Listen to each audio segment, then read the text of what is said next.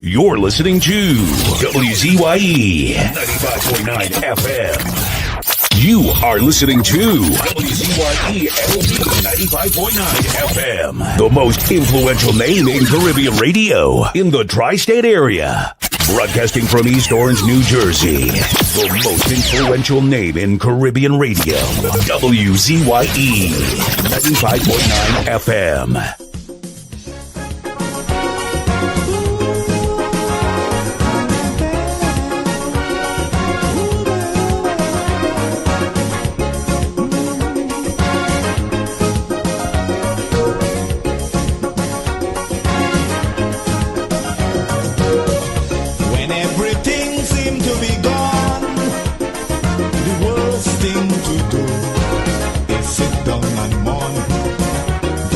Frustration get the better of you and make you do things you should never do.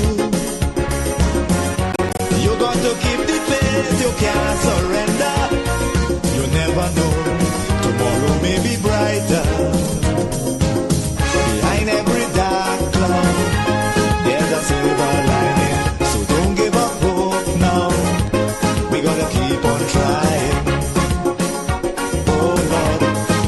Keep on going. We gotta keep on moving on.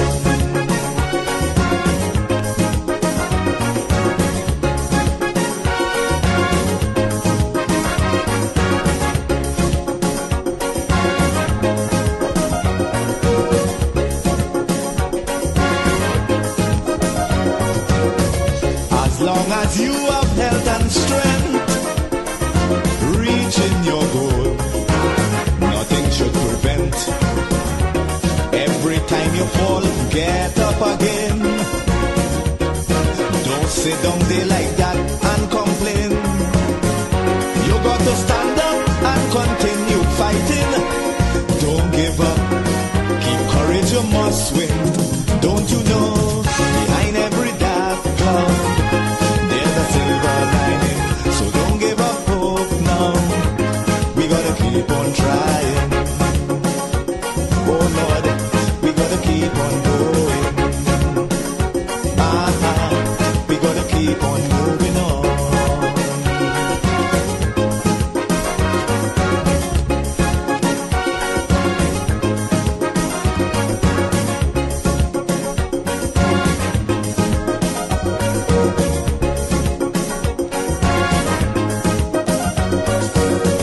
Obstacles will get in the way, stumbling blocks to hinder your day.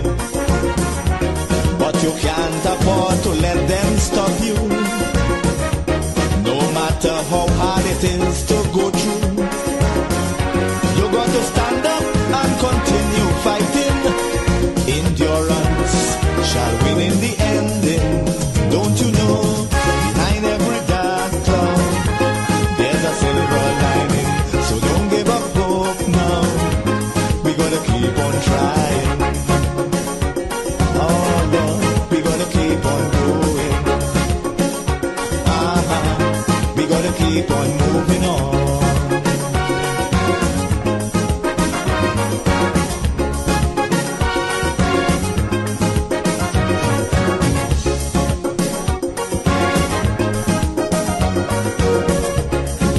Strong positive mind, negative thoughts, leave them behind. We got to go forward in sure certainty.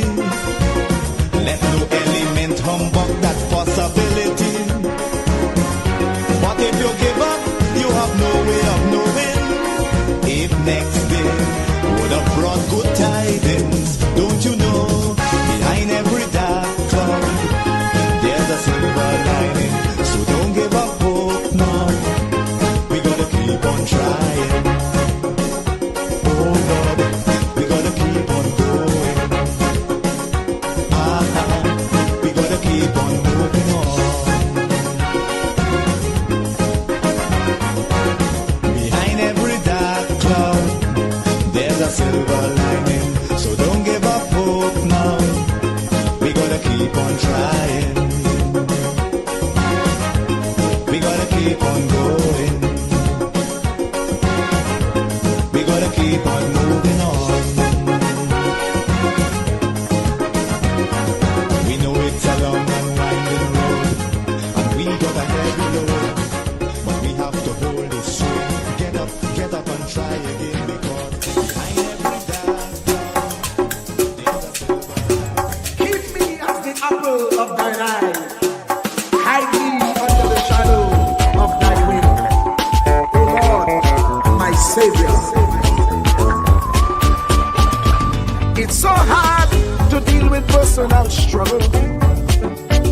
sad when you feel alone in your trouble.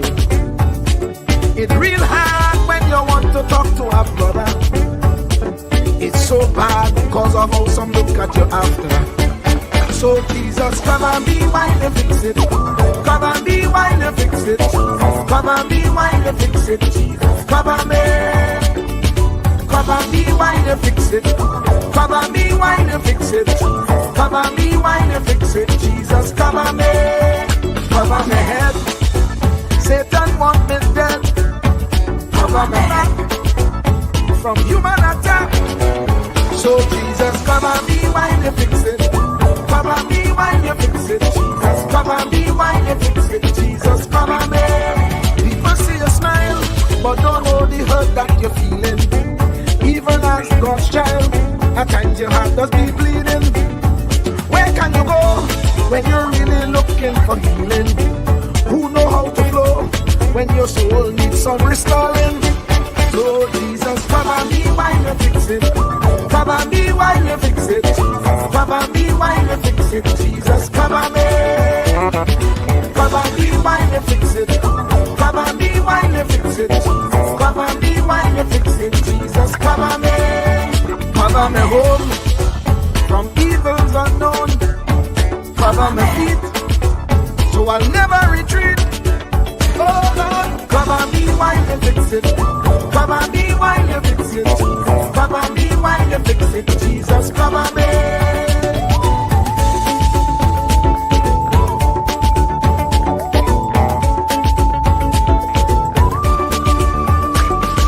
Cover my brother, cover my sister, them who under pressure. Cover the preacher, every church worker, the young believer. Cover the worship leader and intercessor, every gospel minister. Cover. Jesus alone is the one who has the real answer. The one on the throne is the true and loving Father. He will hold your hand and keep you from going under. He will make you stand and let you know he's a fixer. Come and be while you fix it. Come and be while you fix it. Jesus, come and be while you fix it. Jesus, come and be. Come and be while you fix it. Come and be while you fix it. Come and be while you fix it. Jesus, come and be. Cover my mind. You know the struggle sometimes. Cover my mouth, that the wrong thing wouldn't come out. Oh Lord, cover me while you fix it. Cover me while you fix it. Cover me while you fix it. Jesus, cover me. Cover the Christian in the midst of aggression with the power of your right hand. Jesus, cover them helpless children. Jesus, defend them. Send help from heaven. Jesus, cover all them radio stations that blessing the nation. Grant divine protection. Jesus, cover me.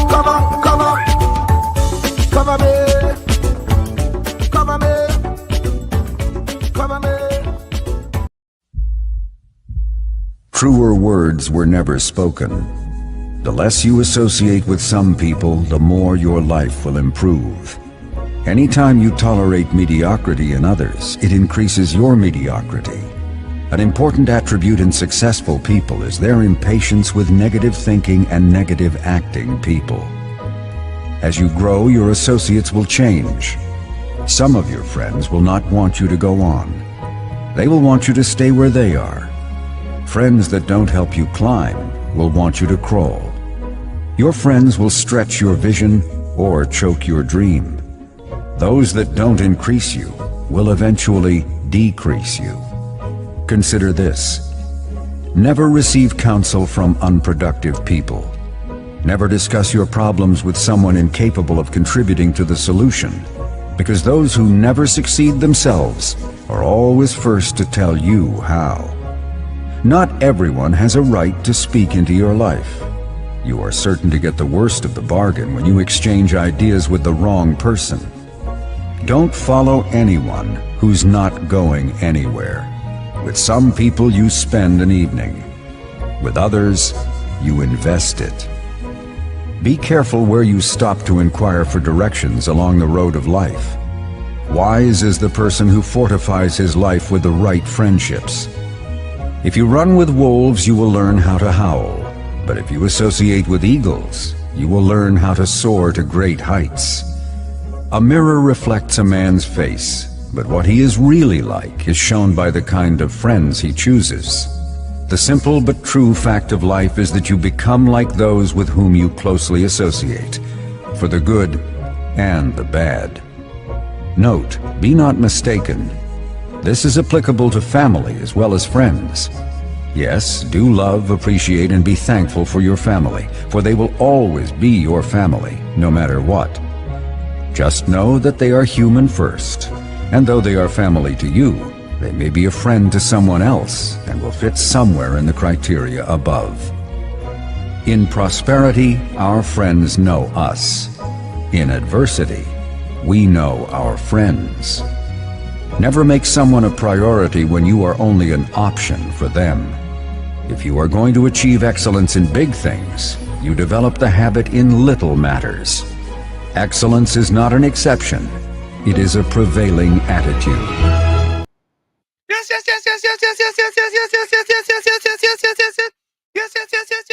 Let me say a special hello to all the WZYE 95.9 FM listeners. Of course, ladies and gentlemen, it's Sunday Talk, Let's Talk Politics with Uncle Tommy, Professor Wall Street, and you on WZYE 95.9 FM.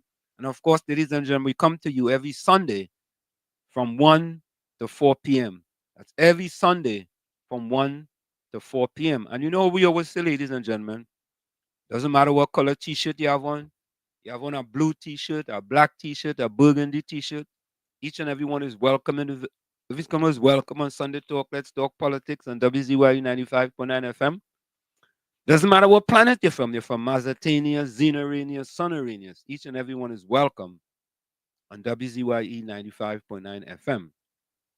And you know, we always say, ladies and gentlemen, we are the only program on the planet dedicated to what's going on in Trinidad and Tobago that brings you the truth, the whole truth, and nothing but the truth. Take a listen. Ansam LeBon and Marshall Nesbitt solemnly swear to conduct this radio program in a true, fair, and balanced manner, ensuring that all perspectives are given equal consideration and that the information presented is objective and unbiased. We pledge to provide a platform where diverse voices can be heard, fostering open and constructive dialogue that serves the best interests of our audience and community. Our commitment is to uphold the principles of journalistic integrity and ethical broadcasting throughout the duration of this program. Thank you. And there you have it, ladies and gentlemen. We are the only program that gives you a pledge that will tell you the truth, the whole truth, and nothing but the truth. I'm going to bring in my partner, the young man himself, the one and only, Uncle Tommy Boy. Tommy, where are you going today? Good afternoon. I'm going great today. And yourself? I can't complain, you know, Tommy. I know you're not a complainer. I know that. I'm sure about that. Yeah, today's a marvelous day, man. Marvelous day. Praise the Most High. Yeah. Normally Sunday I just try to take Sunday off because, you know, I just have a few people that are going to train in the morning now. So I just try to take it easy on a Sunday. You have to come back. You have to prepare for the program. And then when I leave, when the program finish, I have another few clients later on in the day. So, you know, it'll be a busy day. You know what I mean? But busy that you're enjoying, though. Oh, yeah. When I do this, man, this is not work. You know, when you could do stuff like this and get paid for it, it think nice. You know what I mean? Anytime you could do something that you enjoy and get paid for it, you're way ahead of the curve, man. Way ahead. It's Understand? fun. So I really can't complain at all. I can't complain. You know? So that's how it is. Yeah, well, good afternoon to all in the Sunday Talk chat this evening. We're looking forward to having a very resourceful and informative session. Yeah, I think Tom, you just follow college football? Not really. Yeah, I mean, since I came to this country, I like college football. I just follow college football. You understand? I mean, And I'd look at a game, but I don't feel committed to looking at any games at all. But I'll do it, as entertainment. no, I just actually sit down and watch games, man. I love me some college football on weekends, and I follow it very, very, very closely. So you know what I mean? And it's funny, yeah. I look at more college football than I look at the Premier League, with Manchester. And at one time I used to look at all them games and them, but I ain't as enthusiastic as I used to be because I don't think they have them good players like they used to have, man, in my estimation. You understand? So I kind of lose some interest in when the World Cup come around is a different story, yeah. Right. Right? That's a whole new ball game. Any one of them games, I'm looking at that. You see? But when is the Premier the MLS? Well, I just hardly look at that one. Yeah. And then the lackluster. Yeah. That one like is the minor league of soccer to me. Hmm. Yeah. The minor leagues of soccer. MLS. Let's go to the chat and see who's in here. Mr. Intellectual was first in. He says super special Sunday Uncle T and prawn to all villagers. Hope Same to everyone is you. having a blessed and productive day. Yeah. Donna Ramluchan, welcome. Trinidad watching. Hi all. Our partner from Fishing Pond, boy. Islam. Bizram, boy. Is it Fishing Pond? It's Fishing Pond, right? Yep. Fishing Pond, Sandy Grande, right? That's right. Why people say Sandy Grande when it's Sangri Grande? Just Grande. local balance, and probably somebody mispronounced it and it has stuck. But look at San Juan, Sawa. Sawo, yeah. How it get a name? Sandy Grande. Bijam, how Sandy Grande get a name? Give me a little history now. Because Grande is really grande, Because when you go to Starbucks. Which is big blood. Right.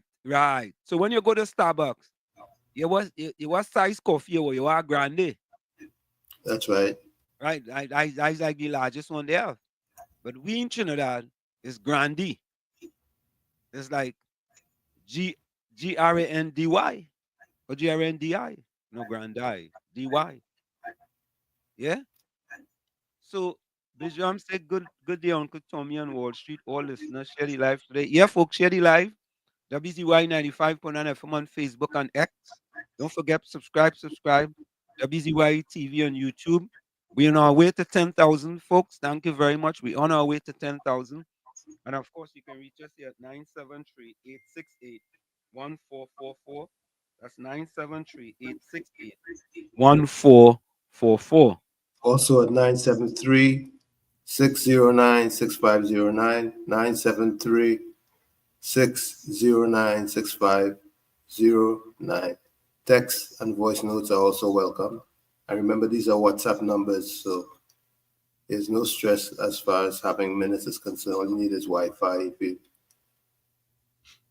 So, Bijam says, good day, Tommy on Wall Street. All listeners, share the live. Today menu, dashing bush, big chicken, and macaroni with a glass of sorrel. Next week is ginger beer. He tell me about dashing bush. I Kalalu, right? Yeah, dashing bush is Kalu bush. So we having dashing bush or Kalalu? No, he ain't making Kalu, he making dashing bush. You don't have to make Kalu with the dashing bush. You could cook it. You cook it just so?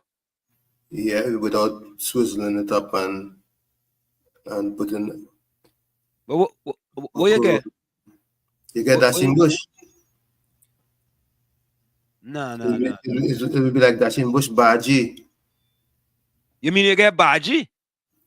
You will make it like you would make bhaji, but it's dashing bush, as opposed to kalaloo, where you swizzle it and. I find that making much sense, you know, Tommy. Kalaloo, you puree it.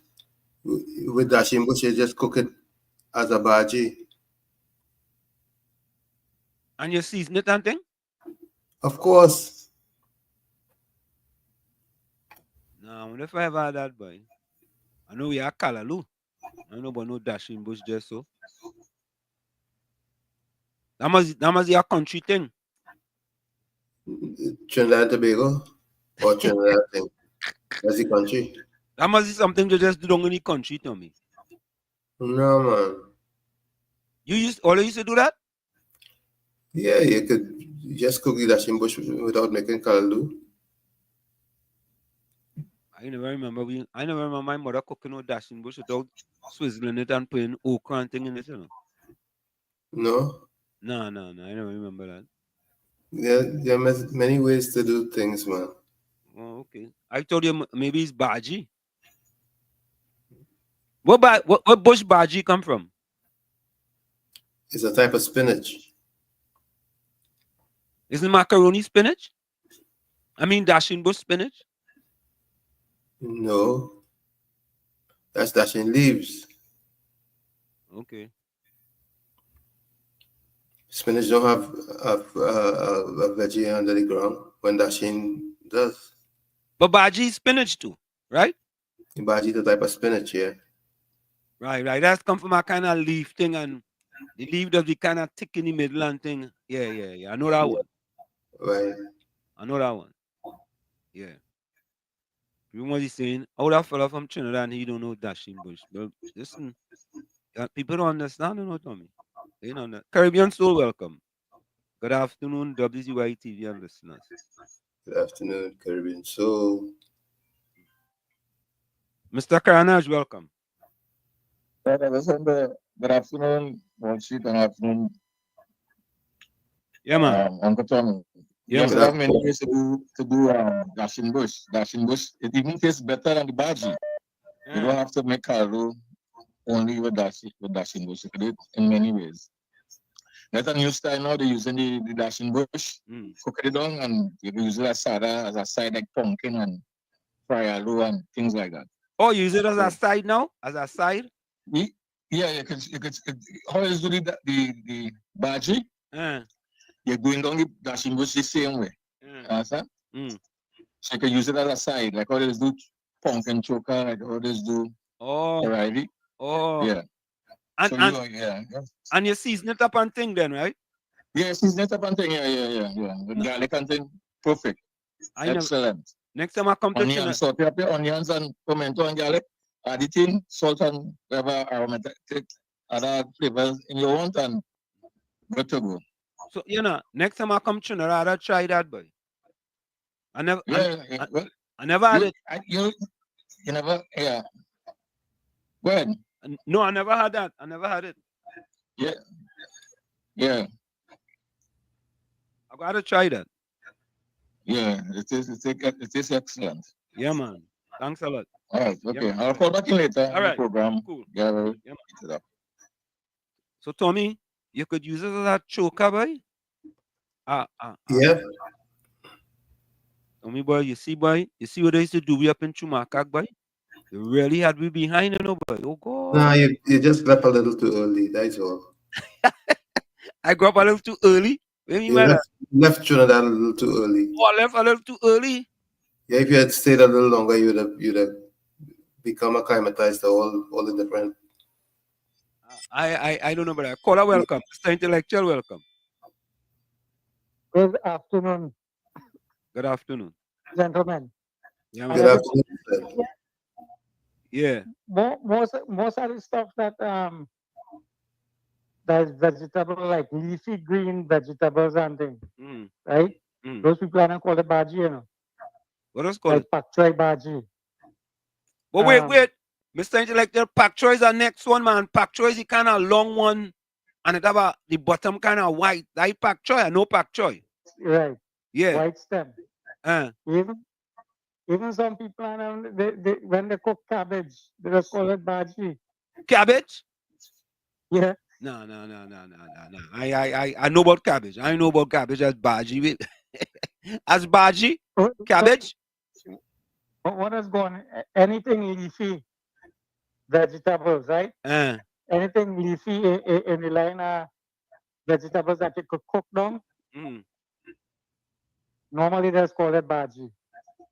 Like it have certain leaves. You know that there's take pepper leaves. I make bhaji with it, pumpkin leaf. What does he mean in the word bhaji? Well, in my understanding, it means a leafy vegetable that cooked down. All right. Most likely, it's fried until it's tender. Maybe somebody can enlighten us as to what exactly bhaji means. Go ahead, Tommy. I said maybe someone in the chat can enlighten us as to what the meaning of bhaji is. The word bhaji. It must be a Hindi word or something. Yeah, it's a Hindi word. I don't know the real meaning, but the way when they prepare stuff, right? They call it bhaji. So I don't know. Is it preparatory stage that brings it to bhaji? It could be the preparation and the it had to do with both, I guess, because when you're making bhaji, right? You usually have garlic, oil, salt, and probably some peppers, and you toss up the vegetables and them inside it. Some people like it a little stiff. Some people like it more soft than normal. So some people will cook it right down. But things that need to cook down like dashin bush and stuff like that and things, they do it until it's properly well cooked, so that it won't scratch and stuff like that and things. They have a way to prepare it, and they cook it down right down. So you just see the leaves on them, you know. It just cooked down leaves. But bhaji just has some stem inside it. That's stems, a lot of stems. Some of them, yeah. Like the chorai bhaji, right? Yeah. Right. One that is coming in a bundle, a set of small leaves on them on it with a red stem or a green stem. The red one. Yeah.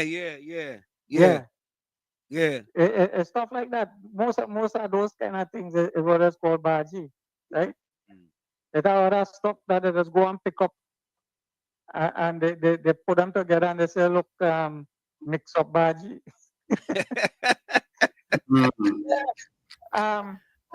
I don't know if you ever heard about Saijan. Say that again. Saijan. Saijan? Yeah. No. Let's call it the Tree of Life. The Tree of Life is the leaf of life is what they call oh geez, it's slipping me. I have a big plant in my yard. It is their fruit like a stick.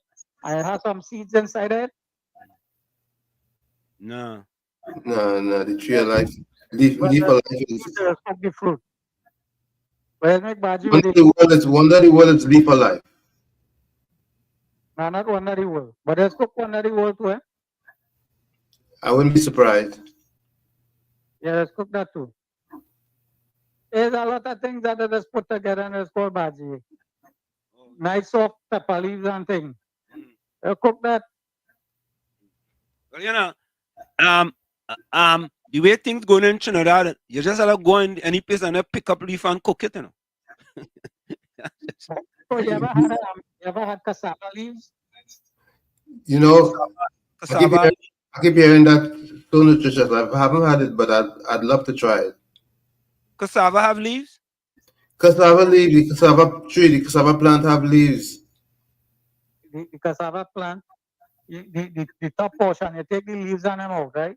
Mostly the softer ones on them. And you cook it down just like a bhaji, or you take it and you make things like similar to what is called sahina and stuff like that, and what is make out of the dashing bush. Mm. Same way. And Never that. it tastes almost like it's a real tasty kind of thing, you know. That's the next thing I gotta put on my bucket list when I come to Trinidad, but Try some cassava leaves. I gotta try some cassava leaves. And the sun in Africa, they use the cassava leaves too. I go Yeah, try they do. that. So when I come to Trinidad, Mr. Intellectual, I gotta call you to get cassava leaves, and I gotta call Mr. Karanaj to get dashing bush choker. Mm. Right? You're missing out on plenty, you know. No, I do make up faith. I don't make up faith, man.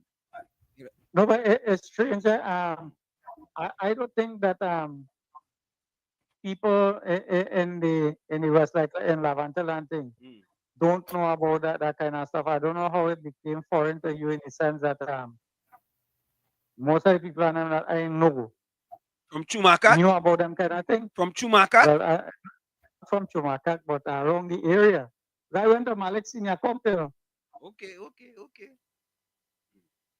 Well, you know, Yeah, that was my Chumaka. school. Chumaka is a small little community, you know. Oh God. Well, it's no longer small and little because you represented it in a big way. Out into some of those kind of local cuisine. Yeah, I go make up for it. But you know about Accra thing, right? Yeah. I know about that. I know about Right. that. I know about that. I know about If that. you know about Accra thing, you're supposed to know about that kind of thing. Yeah, I know about that. All right, Mr. Intellectual. Thanks a lot, man. This evening, I may call back in later Yeah, man. because I wanted to raise a little something with you guys. All right, cool. Maybe later. Right. Yeah. Ready. Yeah. For me, let me see. Volsang, good afternoon to you.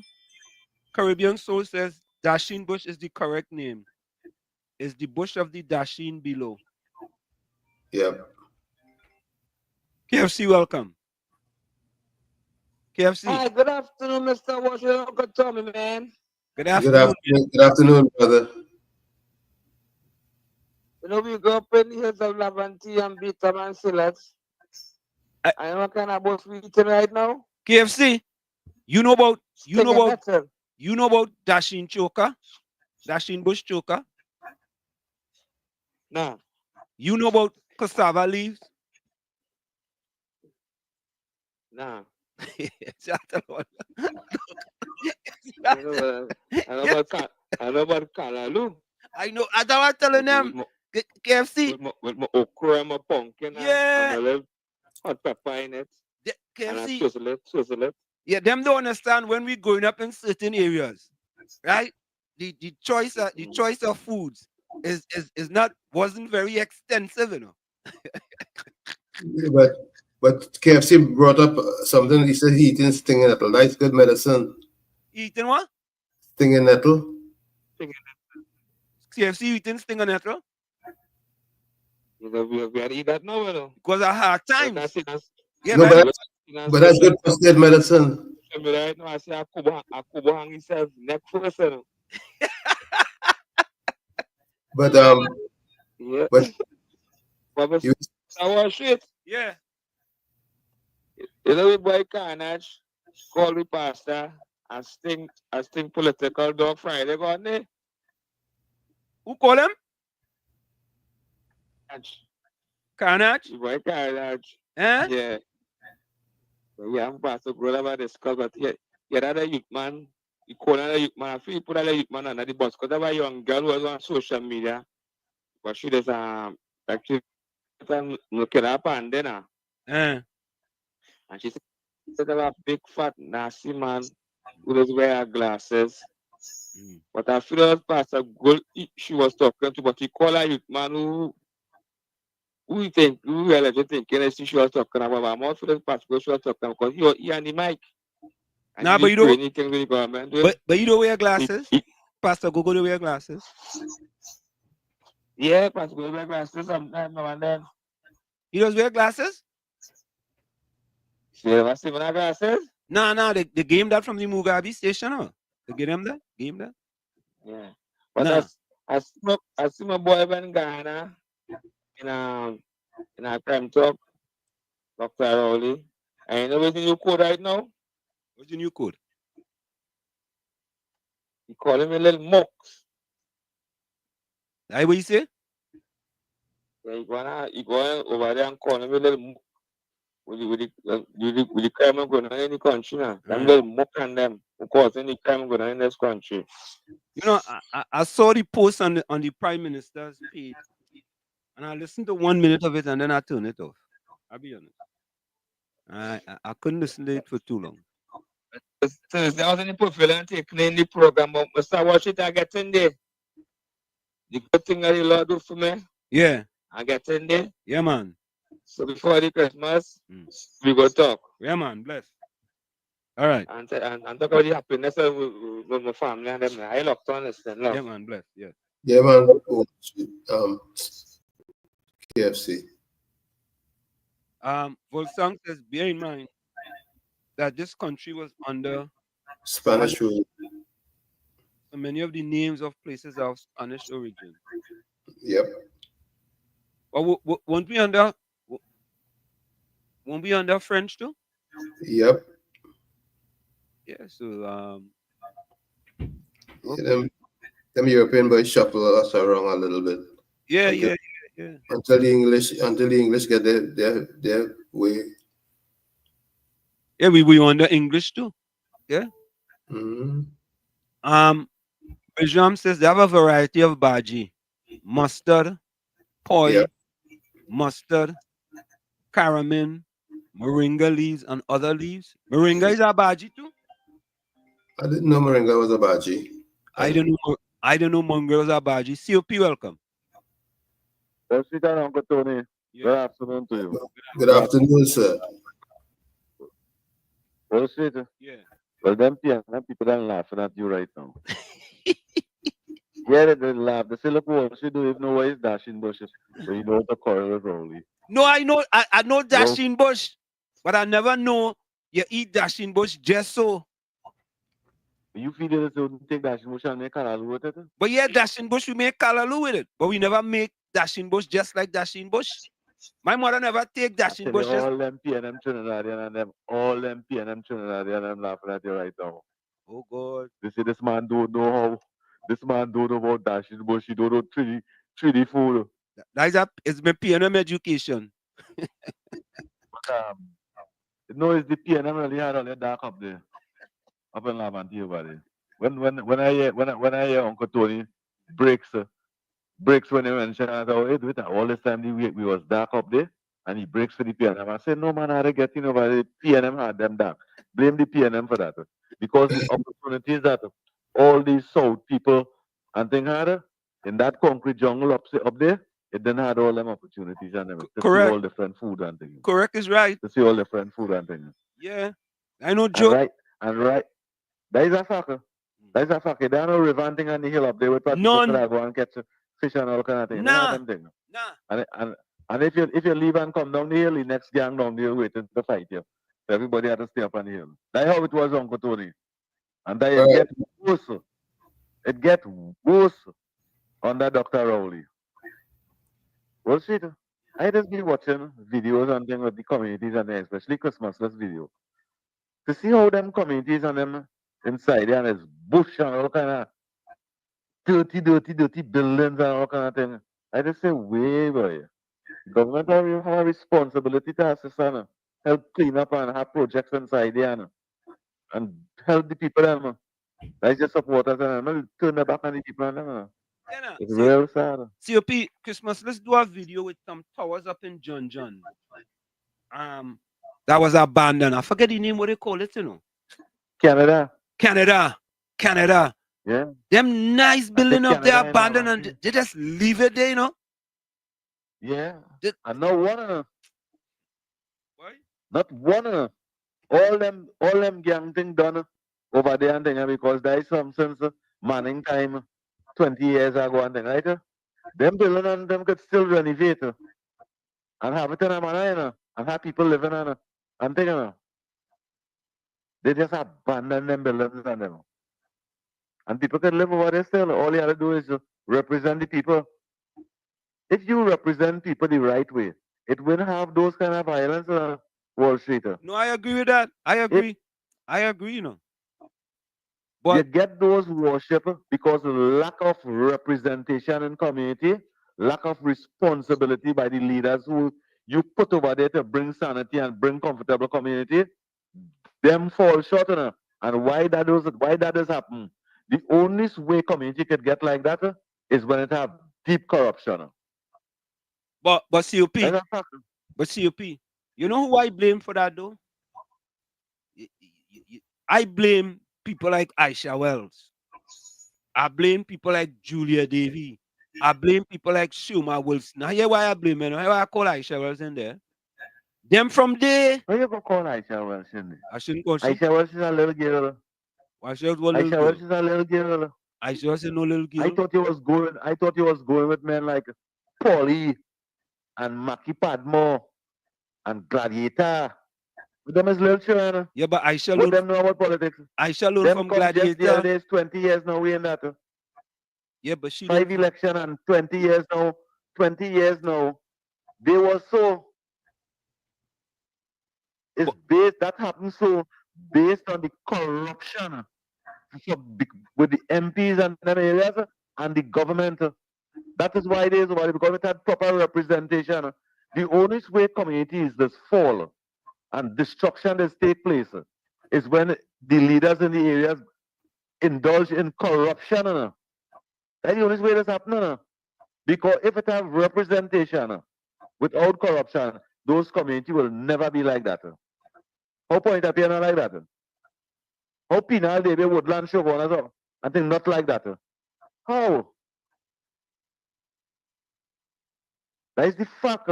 And all those PNN areas today, the 26% are African community. If it have proper representation, it will never have that. That happened because of corruption. The MPs, the leaders, those in authority in corruption. That is why the country like this today. But COP, why they keep re-electing them? Why do they keep re-electing them and they're not doing it? Because rather than make people independent, they make people dependent. Okay, They make their own brothers and sisters dependent to them. Okay, all right. Not like how they treat the Eastern community. They make the Eastern community independent. They make the Chinese community independent.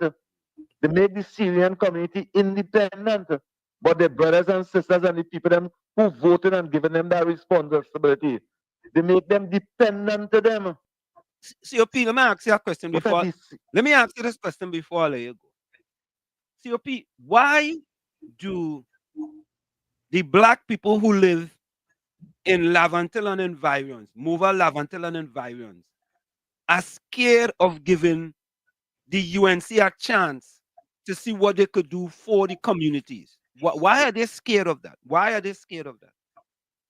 You see, most, I would say 78% of those brothers and sisters that live in those communities, the PNM and Eric Williams bring them in this country and send them up. They have no land, they have no deed, nothing for the property. Election time, the PNM just threaten them that you don't have no deed, nothing here. Is we give you over here, you're living over here, and you had to be PNM until you're dead. That is why most of them is afraid that the PNM will take away the house and they will have no way. And that is a fact. You hear the people them say that campaign times, you hear the people them when the people them who move away from the PNM and speaking on platform, they just reveal those facts. What the fight that the PNM just put towards them. How it is those three areas and them, those three constituencies that Eric William and the PNM bring the Caribbean people them and put them over there. How it is only them over there that stick right down to the PNM. Point 14 they switch sometime It's not everybody in Point Fortin is PNM. It's a half and half thing. But in those 3 areas that bring the people them who will say we is PNM until we dead. It dies the areas over there. And it's a wicked and a deceitful way to have the people and them living. Wall Street, you from those areas and them, you cannot even, as an elder, why you now and say, well, look, this is my community, walk freely in those communities and meet everybody and meet a place that you're supposed to, after 40 something years, you're supposed to see opportunities and development and progress and growth and all those things. You could never walk in those communities and see that. You might even last 2 hours. You might be bleeding after with all your money and thing gone. Who created that too?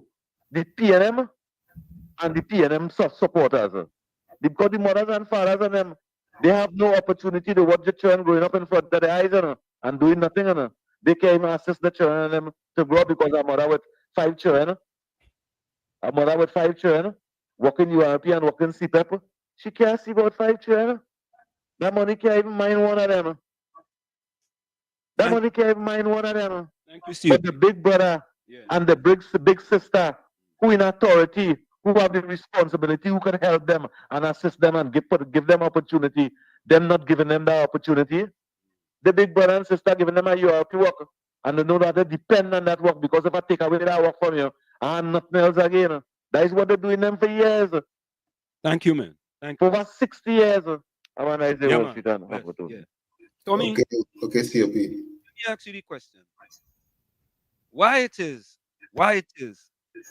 that people who are at the bottom of the socio-economic ladder continues to support a party who, based on the statistics, based on the environment, based on the economy, doesn't really care about them until an election comes in order for them to vote for them. Yeah, but like COP said, there's fear instilled in these people that they're going to be worse off with the other party. And these people are not independent thinkers. They've been programmed that way from day one, and they've been kept in that fix as far as the programming is concerned. So they can't help themselves. Think about you when you were there and think about how your parent behaved. I know your parent probably was paying them till they died too. No? I never hear my mother say that. So who did she support? PNM? I never hear she said she's a PNM till she did. But what was her action? What was her action? Was she interested in hearing anybody else's point of view? No, but back then, that was in the 70s.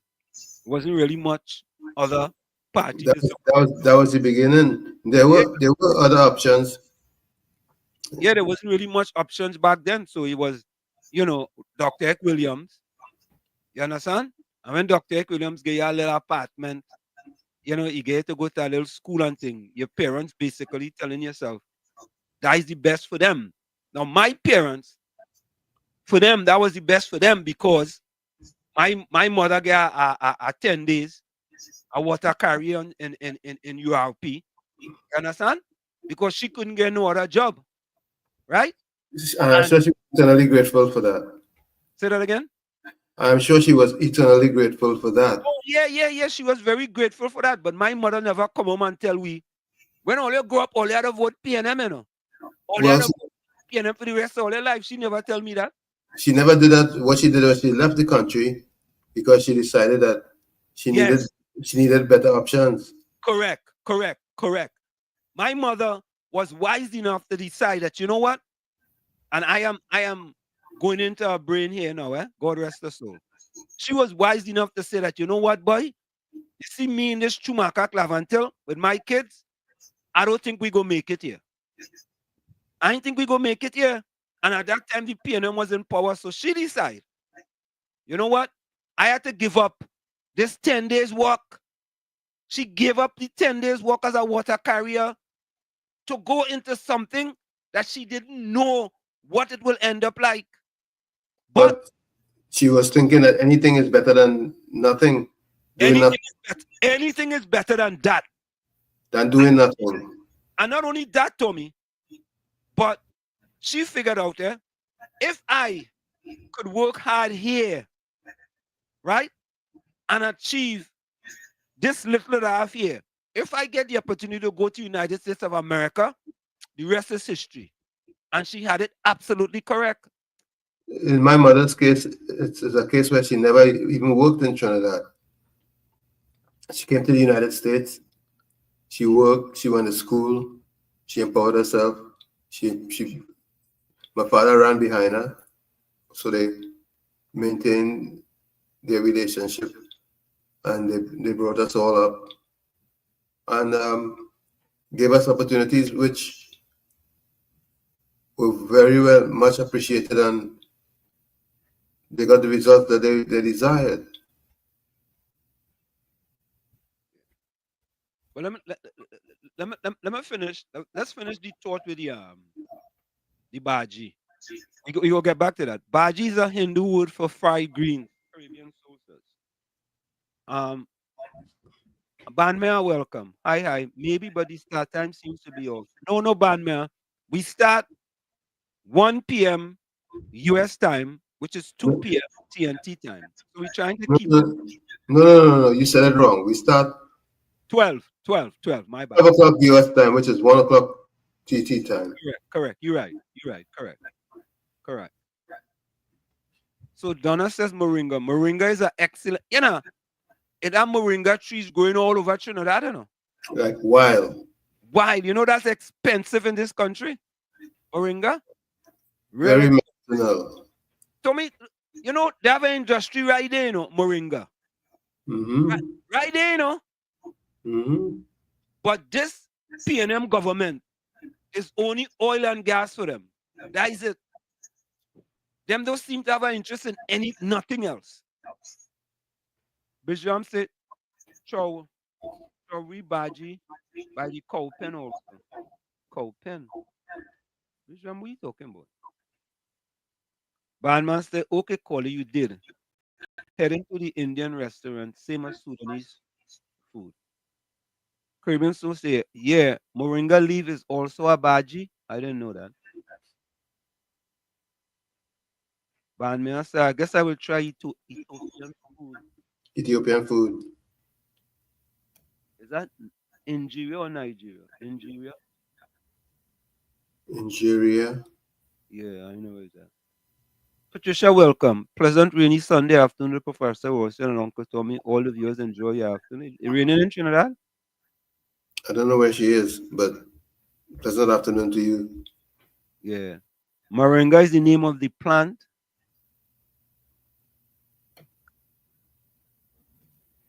Kamani Rampasad, welcome. Dal rice and bhaji. Dal rice and bhaji. You ever had that, Tommy? Of course, dal is split peas. Or dal rice? Dal rice is split peas rice? Yeah, well, either they put the split peas in the rice, or they do the dal separate and have dal, rice, and bhaji, or either they mix the split peas with the rice. Yeah, I had that. I had dal rice and bhaji. I had that. Yeah, dal rice and bhaji. You see, we just call it as a different name, right? Mm-hmm. We call it split peas rice.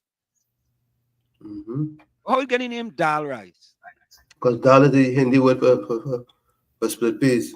Oh, okay. All right. See, I'm learning, boy. We all learning. Boy, Tommy, boy, like we got different education up in Chumakak, boy. All right, Sharon Biki, welcome. Dashin Bush and hot starter roti. Wait, you put the Dashin Bush in the roti? No, they make it choka, and you eat the sada with the dashing bush choka. Oh, I decide. Yes. Okay. All right. Bye-bye. Caribbean sauce is common, and you must eat it with your hand and no spoon. True. Sharon says, don't forget a bird pepper when you're eating dasheen bush. Aye, aye, aye. You had that, Tommy? A Of bird course. pepper? Yes. Yeah, Mr. Carnage. Yes, I just want to make some correction. Yeah. Dal and rice is white rice with dal. Dal is split peas cooked down with our aromatics, right? Yeah. So the cook up. Wait, Mr. Mr. Carnage, wait. Right? The peas are the side, not mix up in the rice. Right. The peas are the It's side. not mixed up by the rice. The peas by itself is the dal. Yeah. And the rice, so dal and rice, right? But if you're making split peas cook up, it's everything together. Right. That's why I was saying. I mean, I know I have split peas cook anytime up. I see somebody said dal and rice, I had that this week, during the week, dal, rice, and smoked herring. Dal is something, anytime dal is something like a chana, right? It's separate. Oh, okay. Okay. Yeah, man. Thanks a lot. Right, so yeah. Yeah, man. I'm a chef, so I know what I'm talking about. Okay. Thanks a lot. Yeah, you see, Tommy? I get real information, man. That's why I like. I know split peas rice. I had that. But the dal now is, I hear about it, I hear about it. I mean, I tell people, it's true. Donna But said, dal is the Hindi word for split peas, though. oh, okay. Hey, split peas is the best protein, has some of the highest protein value. I'm fully aware. Split peas. And chickpeas too. Chickpeas. Yeah. Real high in protein. Other beans. Tommy, all right. Now people go start to laugh again. We was talking about bird pepper the other day. Bird pepper is which one? The little one? Yes, the small one. It's a type of cayenne pepper. It's a small cayenne pepper. I think we used to have the bigger pepper, The bird pepper. I remember that one, huh? I remember bird pepper. I remember that one. Sharon, yes, bird pepper, very good. It's a cooling. Yeah, well, I know cayenne pepper. Yep. Helps your circulation. What is this? Does this fool know the history of Lavente and I didn't even know. And WS says nothing? I know what bandman mean. I know what you mean. Bandman, explain yourself, I understand what you mean. Joan, welcome. Good evening to you. Here comes bandman again. The ex-slaves settled on Lavantil because the colonials thought the land there was not productive for farming. Okay. Oh, yeah. Bandman, we? And his people just came to TT from India. COP is a joke. Wall Street, we just don't like Kamala laugh aloud. She need to tell us, oh God. Right? The wise live off the foolish. Bandman said I'm going to eat my African food later. Okay. Back in the day, it was called Dude. Mr. Intellectual, back in the day, it was 10 days, I know they used to call it Dude, but we used to call it 10 days. It was 10 days.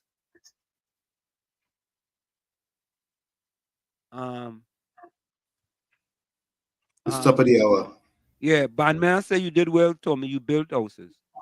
Just before we go, Gordon Joseph says, good day all, nice day for all to say and hear the truth. We needed good boy. Where you could do for us, boy. All right, folks, we're going to go for a quick break. Stick and stay. It's Sunday Talk. Let's talk politics with Uncle Tommy, Professor Wall Street, and you. We'll be right back after this. Don't go nowhere. You're listening to WZYE 95.9 FM. You are listening to WZYE LP 95.9 FM, the most influential name in Caribbean radio in the tri-state area.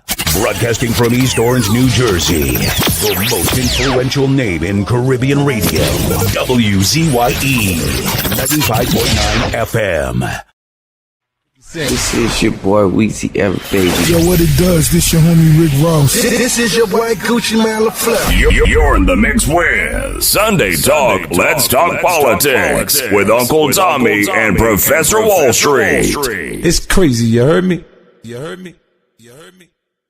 Hey, I'm Ariana Grande. Hey, yo, this Cardi B. What's up? It's Megan Thee Stallion. You're in the mix with Sunday Talk, Let's Talk Politics with Uncle Tommy and Professor Wall Street. Check this out, it's DJ Khaled. This is Post Malone. Yes, that little Chico Pitbull. You're in the mix with Sunday Talk, Let's Talk Politics with Uncle Tommy and Professor Wall Street. Yo, what's up? This is Dr. Dre. What's up, y'all? This is Tupac, Machiavelli the Dawn. Yo, what's cracking like? This is Big Snoop Deal Double G. You're in the mix with the one and only Sunday Talk, Let's Talk Politics with Uncle Tommy and Professor Wall Street.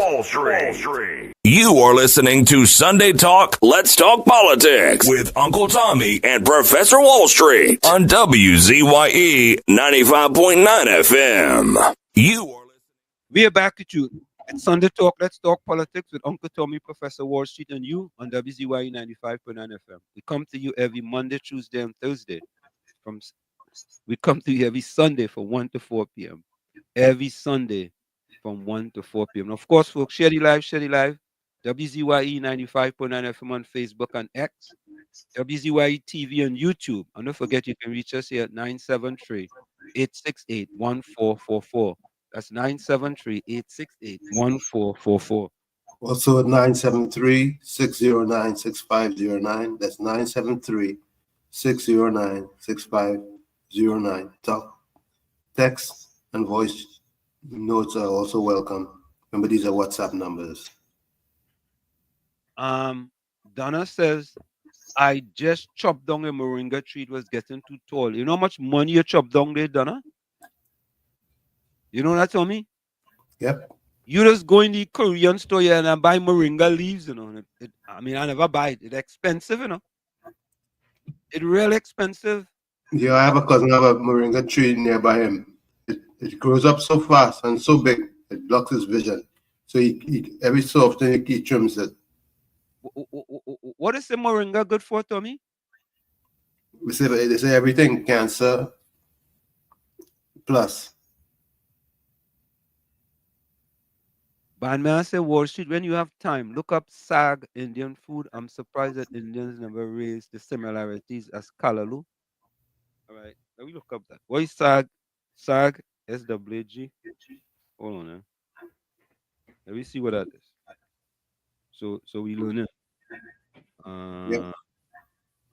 SAG. What is SAG Indian food? I hope he's all right. What is SWG Indian food?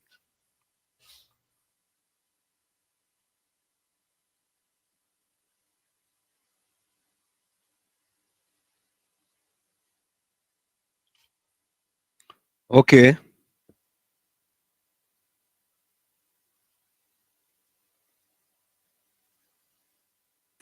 Okay. So it says here, sag is a popular Indian dish made from a variety of leafy green vegetables such as spinach, mustard greens, collard greens, or even kale.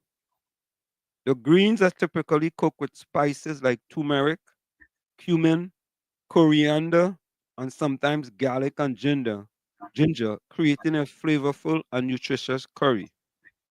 There are many variations of sag depending on the region and the specific greens used.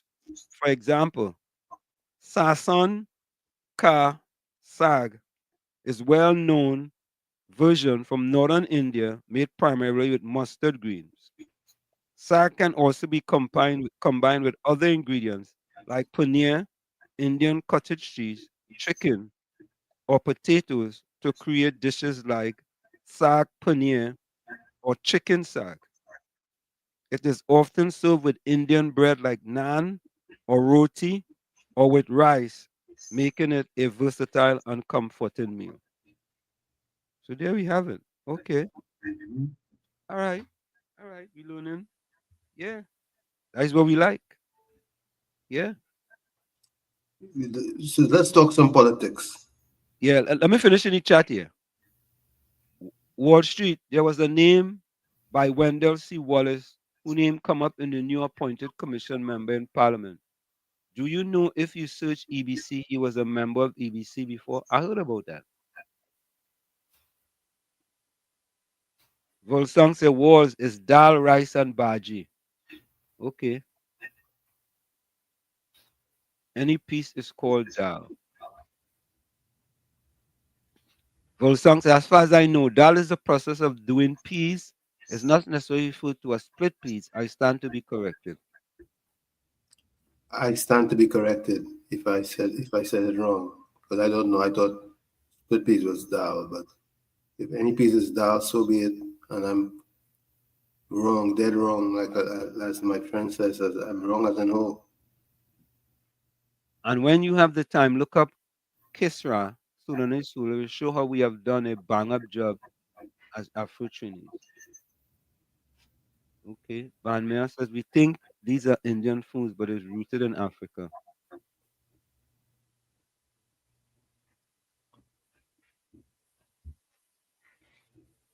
Okay. Ravi, welcome.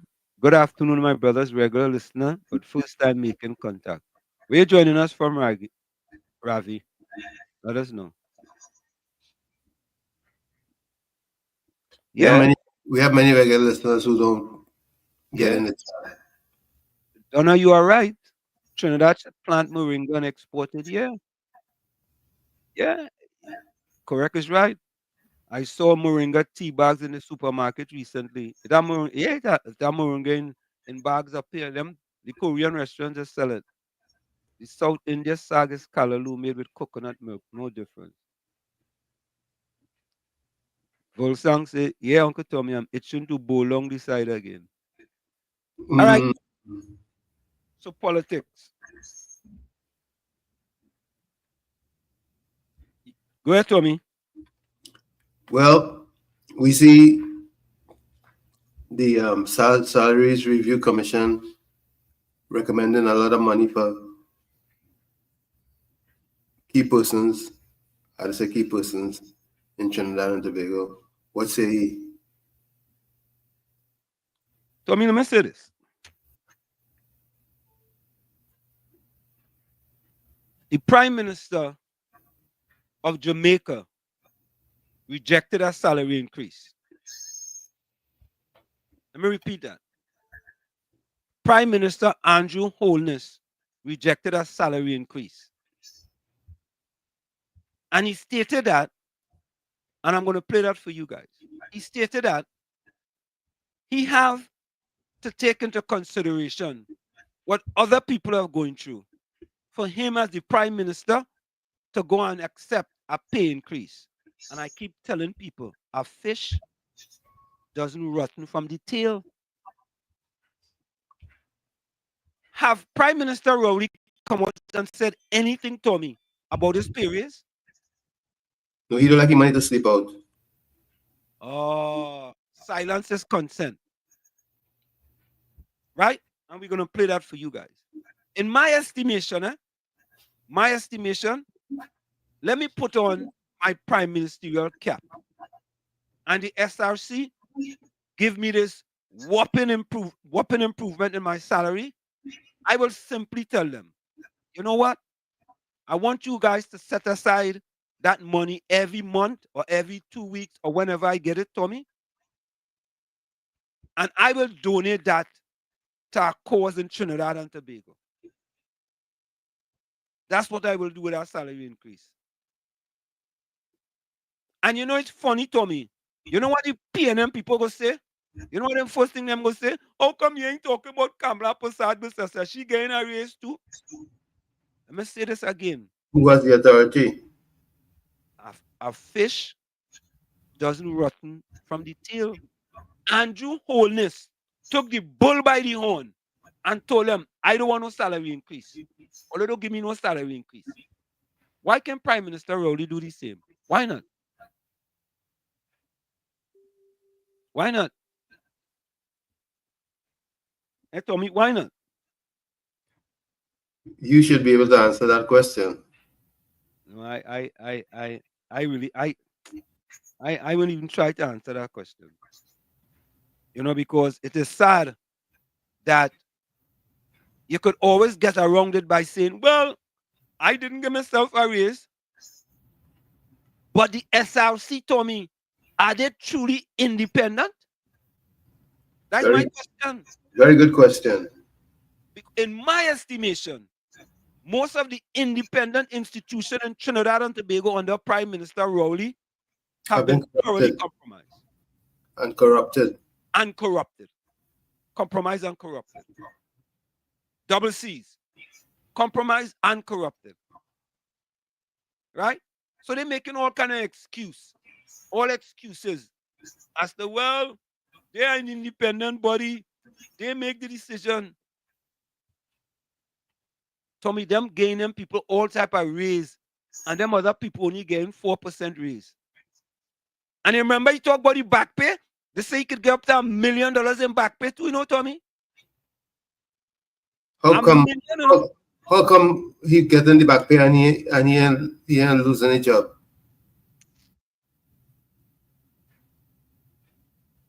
You are right, Tommy. And by the way, who does get the Prime Minister review? Who does review the Prime Minister? Himself. But the SRC don't give him a review? Have you seen they don't give him a review. Have you seen any evidence of that? I don't know. I'm just trying to find out. So Tommy, if you work in a corporation, your boss gives you a review, and then you give you a raise depending on your review. Yeah, well, the voters give him a review, and they give him a second term. So that's the review? That's the review. Vote for me, I'll set you free. Oh, okay. So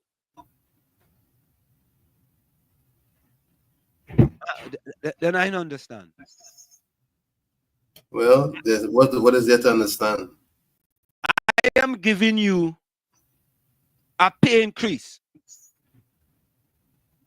What is the criteria in order for you to review me and give me a pay increase? You have to make that public. The public should know what are the criteria that were used to review the Prime Minister in order to give him that pay increase. Well, somebody must be pleased with his performance. Okay. So you're kind of tiptoeing today, you know. You're tiptoeing. I ain't tiptoeing. Calling it as I see it. I find you're kind of tiptoeing, man. Yeah. Because the same way you asking me, I should be asking you. You probably be in a better position to answer than I am. Wait. I in a better position? Yeah, you know the individual a lot better than I do. You gave me a lot of credit, Tommy. That is what it is. Yes, sir. I in my estimation, but Tommy, here's the thing, right? How about the people of Trinidad and Tobago? That's what we're talking about. That's who matters. That's who matters. And if they're good with it, then we all have to live with it. But Tommy, it appears that they're good with it. Yep. And if water state saying it's okay, then it's okay. That's the problem that I have. I want to know the people, they always talk about doing this and doing that and doing the other. And all they wake up and have some type of rally in all 41 constituencies. You light, waiters, whatever amount of candles or some type of something in your community to protest that. 41 constituencies. All 41. I mean, they just take that and cool it. That's all. They take it and cool it. That's all. The PNM people saying, I don't have a problem with it. And then the UNC people go say, nah, he shouldn't be doing that. It should be the people decide it is unacceptable. The people.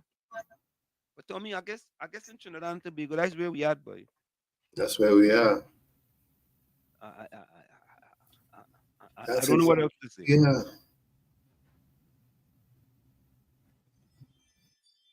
All right, I want to play a video. I'm gonna play this thing. Hold on, I want to play two things. It is so sad that in this day and age, the large increase for the prime. Tommy, I would have expected to be a bigger uproar in the country regarding this. Or maybe because we don't live in Trinidad, there's a big uproar and we just don't know about it. Right? I feel that's what you would have known about it if there was a big uproar. Nah, I think it's a big uproar, but we just don't know about it because we don't live there. So it's a big secret. Yeah. I just feel it's a secret that the newspapers that have been covering this back and forth, right? There have been a lot of opinions issued about this, right? And we just, as not living in the country, we are unaware of it.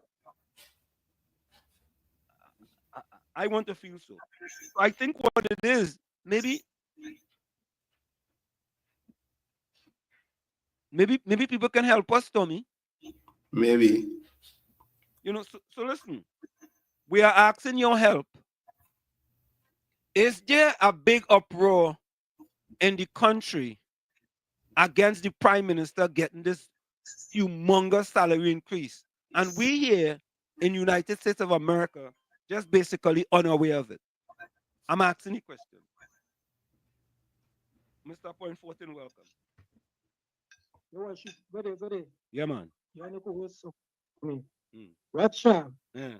I don't know if I was sleeping, but I believe I told earlier why now.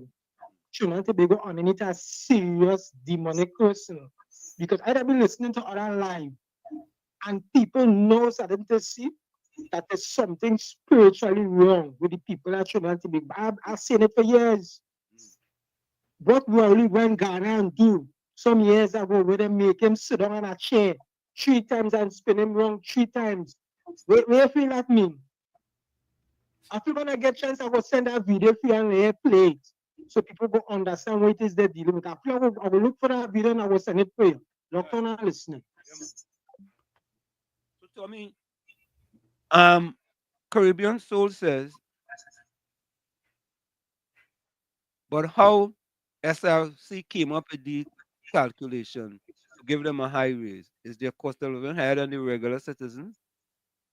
Volsang says, bearing in mind the pension they stand to receive, I believe they're feathering their nest. Donna says, Trinidad is dependent on Venezuela for our survival. How sad. Donna, that ain't no joke, eh? Trinidad dependent on getting natural gas out of Venezuela. And the Minister of Finance, Colin Booth, stated that. Caribbean Soul, there's a big uproar supporting it. Donna says, we in Trinidad vote on old talk, not issues. I mean, I really don't know what else to say. Let me see here. Hold on,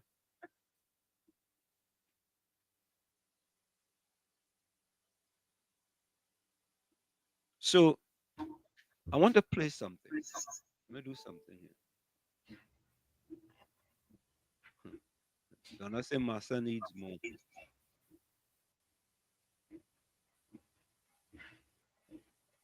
Okay. Okay, I want you guys to listen to this first, eh?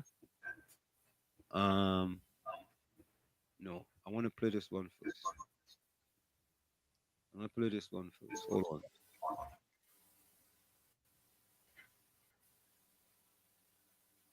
Okay, this thing come over. Let me see.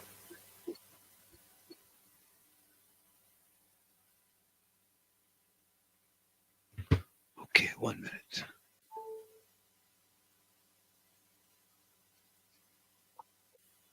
All right, let me play this one. Let me play Andrew Holness. Let me play this one. Andrew Holness rejects 214% salary increase. Hold on, eh?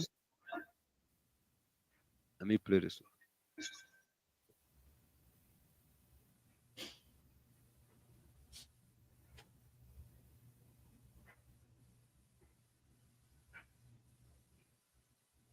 I want you guys to listen to this.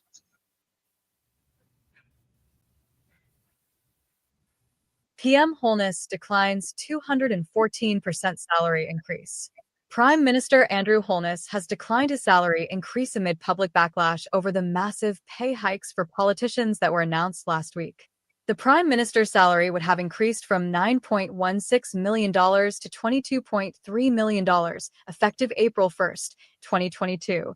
$25.2 million, effective April 1st, 2023, and $28.5 million, effective April 1st, 2024, representing a 214% hike. His salary will remain at its current level of $9.16 million. I have directed the Transformation Implementation Unit to remove the Prime Minister's compensation from the new salary scale. The Prime Minister's compensation will, therefore, remain at its previous levels, Holness said at a press conference today. To be clear, no retroactive payments will apply to the Prime Minister's pay. He added, there are those who genuinely feel that, politicians have a higher moral duty to act in concert and solidarity with those who are suffering. I am particularly moved by that argument. Last Tuesday... Tommy, hear the operative word? Yep. You hear? Yeah? The guy said he have to think about the people that are suffering. But Prime Minister Rowley, he don't want his money to sleep out. He doesn't want his money to sleep out. Regardless of who's suffering. There you go, Tommy. Exactly. Regardless of who's suffering, my money not supposed to sleep out. Mr. Andrew Holness, all is different over there. We don't here different. We are oil and gas. You understand? And I don't want my money to sleep out. I don't want it to sleep out. Them suffering, you know why them suffering, Tommy? Because they're lazy. Yeah. That's why them suffering. Them lazy. They only want to sit on the block and they don't want to work. All them jobs we have for them, they don't want to work. In the oil and gas sector. Yes. Even though we closed down Petrotrin. Yeah? They don't want to work. We have all kind of work here in this country for them. All kind of work. They want to lie on the block. That is what they want to do. Let me continue. Minister of Finance and the Public Service, Dr. Nigel Clark, announced the new salary scales for the political directorate under the Public Sector Compensation Review, which led to an uproar in several quarters, as the increase surged past 200%.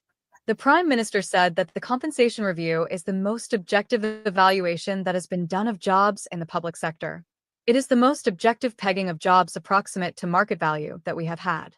The process, though objective, has yielded increases for ministers, which again, though commensurate to their roles and duties, is considered unfair relative to adjustments of other groups, he noted.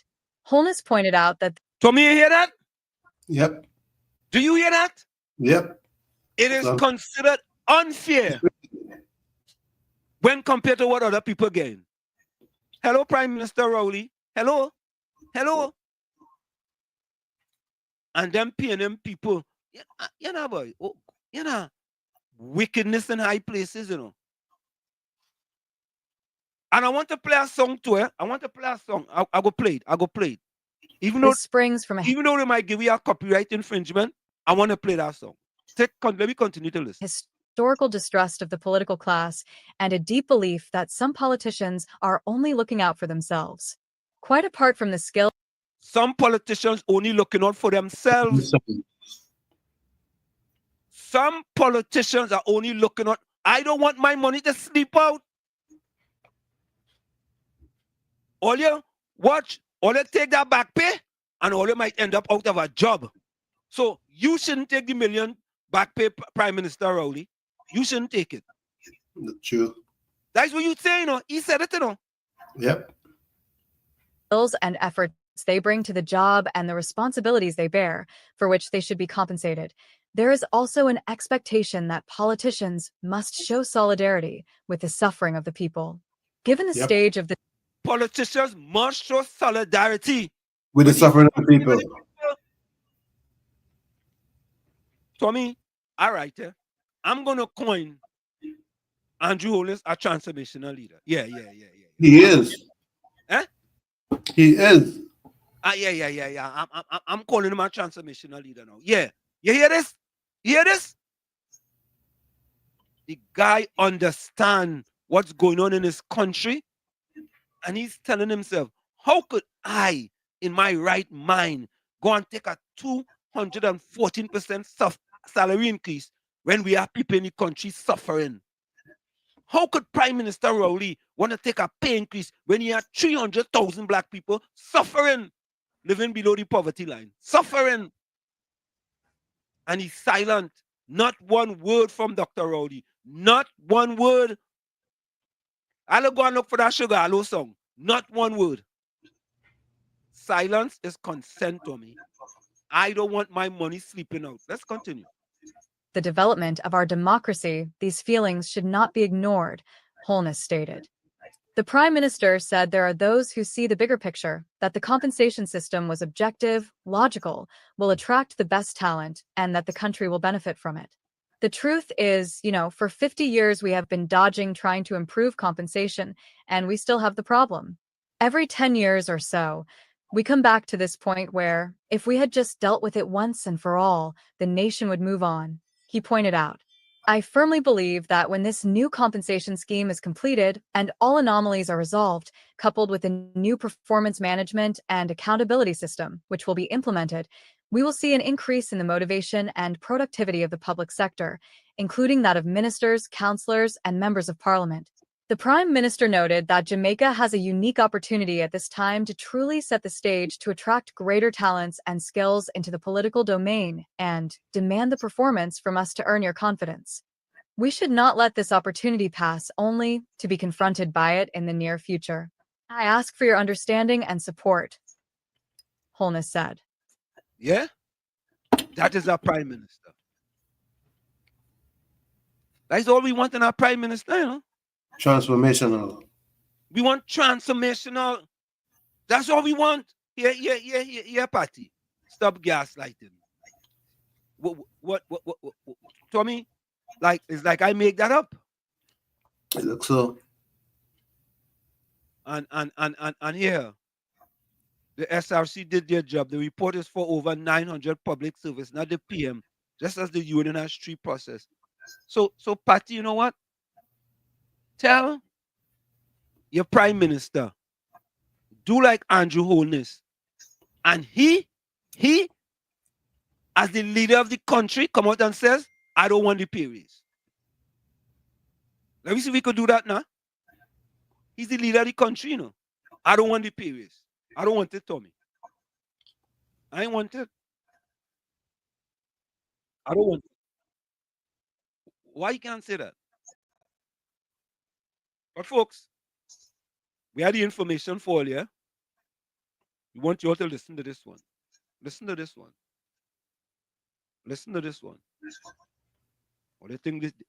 Boy, we would hope that we have a Prime Minister who is for the people and not against the people. Yeah, I said it. I want to show you this. And I'm going to try to keep it up on the screen while it there. So just listen to this, and I'm going to pause it, and I'm going to keep the things up on the screen. $50 million back pay for government and public officials.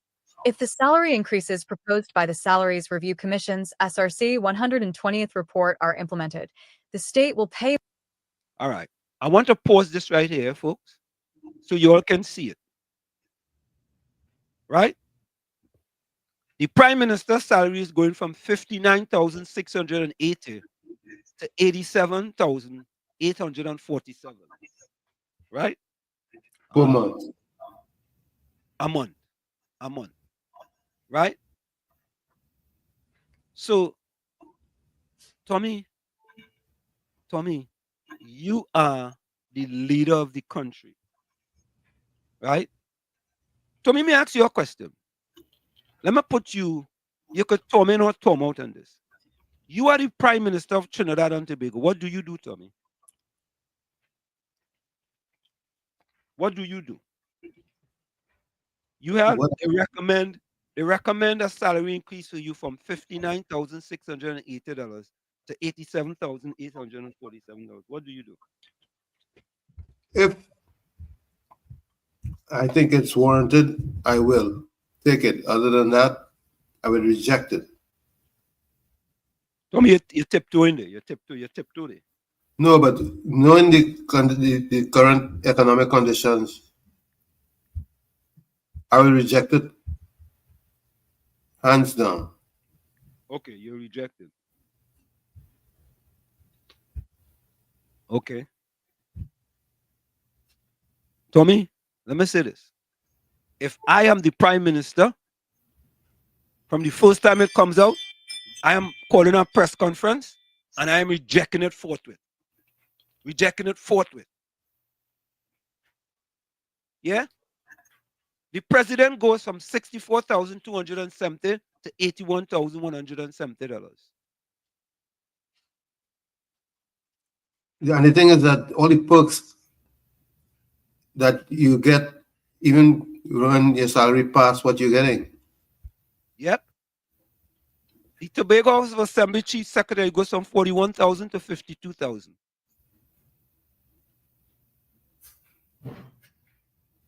That's nearly a 50% increase. Plus perks. Plus perks. Chief Justice goes from 50, opposition leader goes from $29,590 to $52,159. Chief Justice goes from $50,350 to $60,919. The Auditor General goes from $38,920 to $47,767.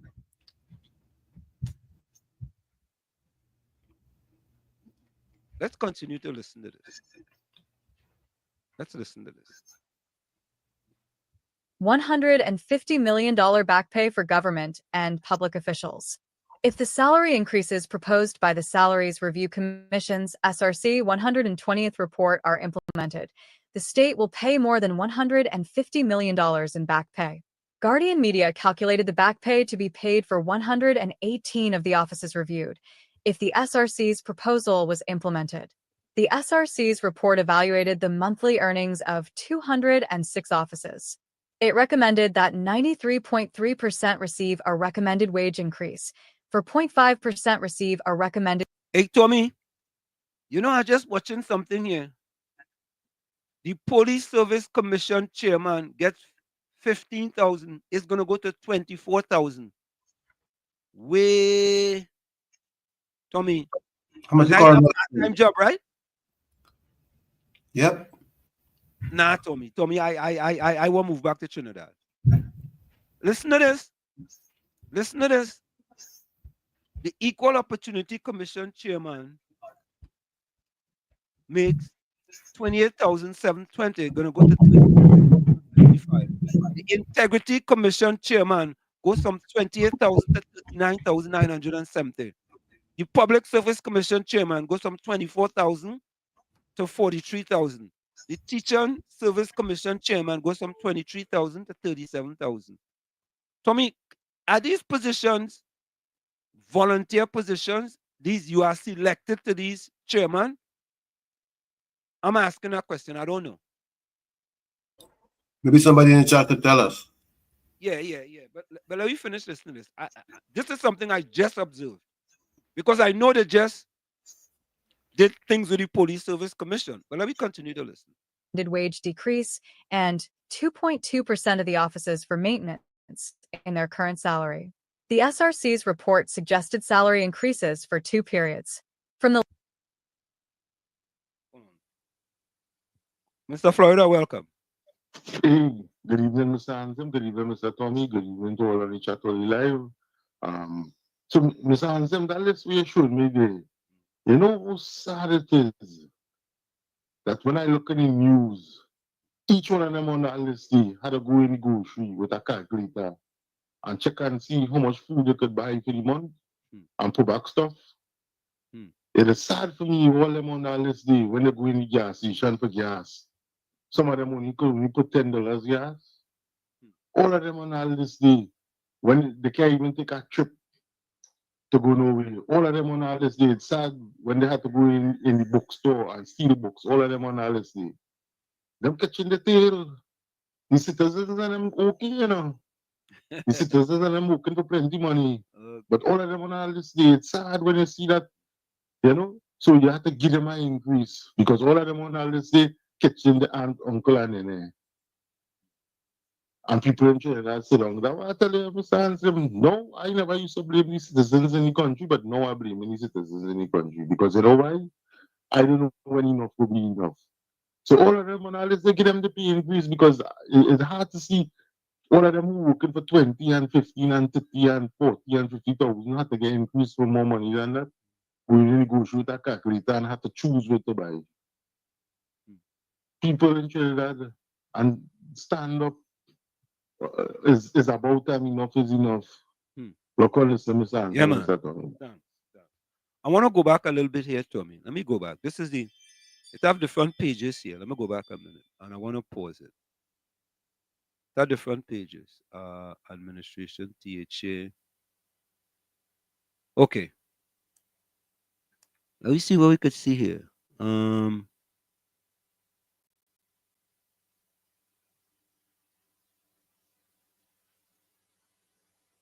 Okay. Chief Administrator. Permanent Secretary is going from 32,700 to 43,000. Yeah. Let's go back again and see what we could get next. All right, there's the Prime Minister and them. A Senator again, going from 13,000 to 17,000. President of the Senate goes from 29,000 to 43,000. Tommy, they ain't doing bad, you know. They ain't doing bad at all, boy. Boy, I had to move back to Trinidad. Nah, serious. Speaker of the House going from 29,000 to 46,000. A non-cabinet minister, boy, 33,000 to 43,000. THA Deputy Chief Secretary, 25,000 to 40,000. Way, boy. The minority, THA minority leader, boy, 16,000 to 28,000. You know, that is a part-time position, you know, Tommy? The Commissioner of Police from 31,000 to 43,000. We Deputy Commissioner of Police, 26,000 to 39,000. The Mayor of Port of Spain, boy, 20,000 to 28,000. The Deputy Port of Spain Mayor, 10,000 to 12,000. The DPP, 32,000 to 43,000. Me, boy, this ain't bad, you know? This ain't bad at all, boy. Nah. I want to move to Trinidad. I want to move back to Trinidad. I'll be honest. All right, folks, let's finish listening to this. I want to move back to Trinidad in truth. I ain't lying. All right, let's finish this. This report. Offices classified as politicians would receive approximately above $43.2 million in back pay. Among those that would receive nice payouts are the 41 members of parliament, receiving close to $6 million in total, while the 23 or 24 cabinet ministers will get around $9.3 million cumulatively. This year, the proposed increases were announced at a time when several trade unions, including the Trinidad and Tobago Unified Teachers Association, rejected Finance Minister Cole Mimbert's 5% increase offer for the January 2020 to December 2022 bargaining period. Industrial action by port workers has impacted operations at the Port of Spain because of wage negotiations, and UWI professionals are also making a case for wage increases. Last week, postal workers intensified protest action over salary increases that their union, the Trinidad and Tobago Postal Workers Union, said had been promised more than a decade ago. All that against the backdrop of a general election in 2025. Higher salaries for government and other public officials are usually not implemented, despite the recommendations in the proposals, because of public backlash. However, if the salary increases are not implemented for this proposed period, it would mean more money will have to be spent on back pay when it is implemented in line with compensation reviews. This year has been no different. There has been significant public backlash. If higher salaries are implemented, it would add millions to the government's recurrent expenditure on salaries. Guardian Media reported that the average salary of the CEOs of 3 well-known state companies, the Water and Sewerage Authority, WASA, Heritage Petroleum Company, and Telecommunications Services of Trinidad and Tobago is 156% of the Prime Minister's current salary. The new Chief Executive Officer of WASA, Keith Roy Halliday, is set to earn $100,000 a month plus perks. Heritage's CEO, Eric Keskila, makes around $180,000 a month plus perks, while, as of early 2019, the TSTT CEO received $180,000 per month. That's an average of $153,000 among the three. The SRC's proposed salary of $87,847 for the PM would still be around 43% less than the average salary of those 3 CEOs. If implemented, this is how the back pay of significant office holders would work out to be. The Prime Minister would be entitled to over $1 million in back pay. You think it's easy? Tommy, I don't want to hear no comparison.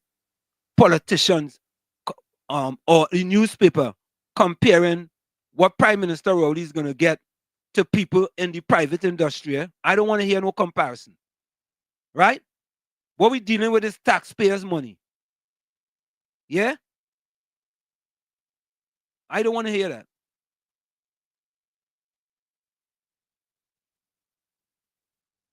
Okay, let me go back to the chat.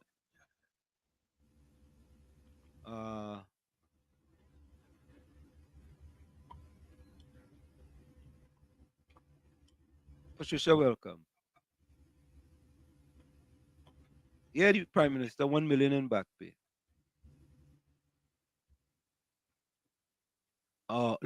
Look, Patty trying to defend Wall Street. That statement when he wasn't getting paid years now. You trying to defend that? Mr. Point 14, welcome. No, shit. Yeah. I send a video for you. Okay. So Cool. a chance. Yeah. All right. Yeah. Yeah. Our country naturally does belong to PM. The government has said nothing. Yeah? The government has said nothing. That is your excuse, Patty? Government that says nothing? Eh? Oh. That is your excuse, Tommy? Well, does she mean that eventually they'll say something? Say that again? I wonder if she's implying that they're going to say something eventually. No. Well, I don't know. I don't know. You know, when they're making excuses, I don't know what the excuse mean.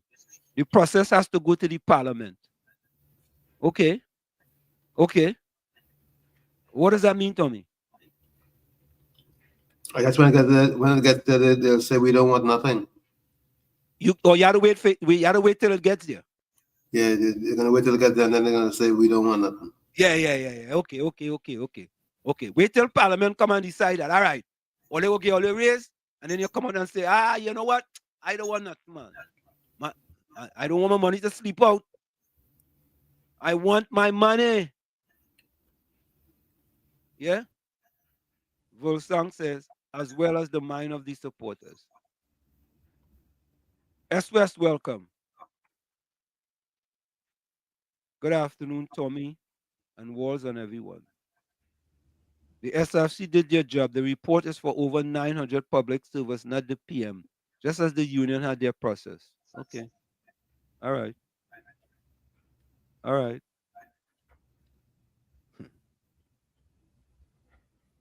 So like Patty's one of them public servants. No, I don't think so. What she asks? Donna says, Coco say only look for that. Yeah, boy. No joke, you know. Wall Street, what is a governor's salary? A governor in the US? A governor in, I mean, a governor in like in New York, the New York governor. Eh? All right. What is the New York governor's salary? Since you asked question, we trying to answer it. I know why she asking it for, but I know she want to make a comparison, but what is the New York governor salary? What is the New York and New Jersey? Let me put New York and New Jersey to me.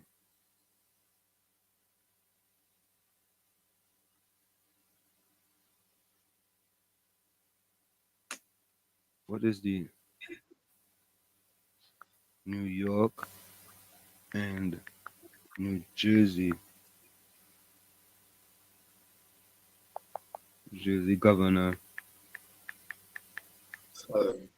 salary? Hold on. New York and New Jersey. Okay, let's see. What is the New York and New Jersey governor's salary? The New York governor makes $250,000 per year, and the governor of New Jersey makes $175,000 annually. Right? 80,000 times 12 is what? I'm rounding it up. 12 8 to 96. Yeah.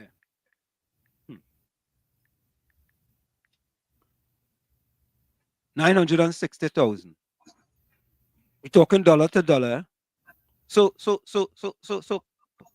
Patty, what's your point? What's the point, Tommy? I don't know. What's the point she's trying to make? Two different environments. Dollar for dollar, dollar for dollar, dollar for dollar. He understands the governor. Let me see what the president does make. What is the president's salary?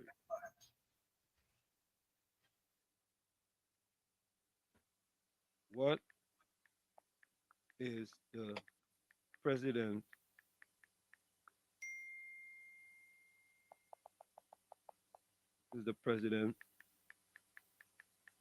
of the U.S. salary?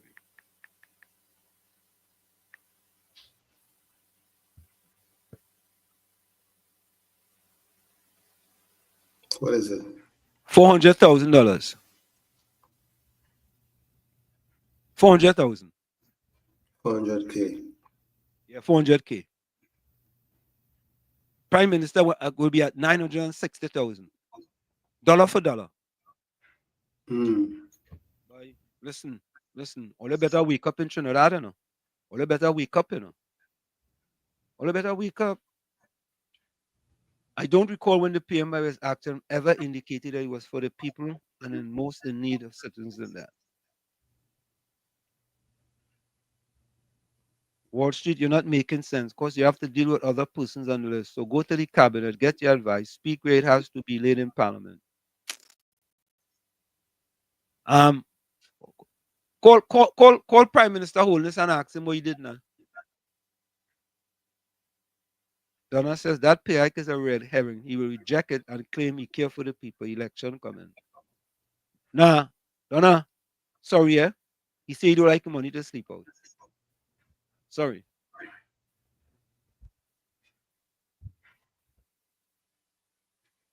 I think Donna may be onto something. Yeah. Yeah?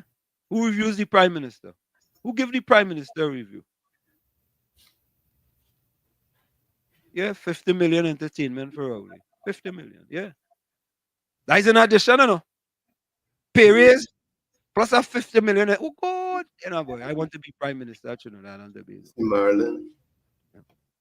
Yeah, Marilyn, that your family. Whenever she joined us from what part of it? Yeah. Thank you, West. All we do is bring the facts. The whole facts and nothing but the facts. And all welcome. I doubt Rowley will accept that increase. No. Does he need it? With his cousin getting money in his account from Mr. A and V and company. But man, I don't know. You can't put nothing past Prime Minister Rowley. Arnold says, Arnold, welcome. They're joining us from PNM Just Heartless. You know, let me ask a question, Tommy. I wonder if that Mrs. Kamala Prasad was the Prime Minister. I wonder what would have happened. I mean, I can't go into her brain and figure it out, but I'd ask the question. Wait, I don't know. I don't know. I don't know what would happen. I really don't know. But how would the economy have been performing? That's what you gotta ask too.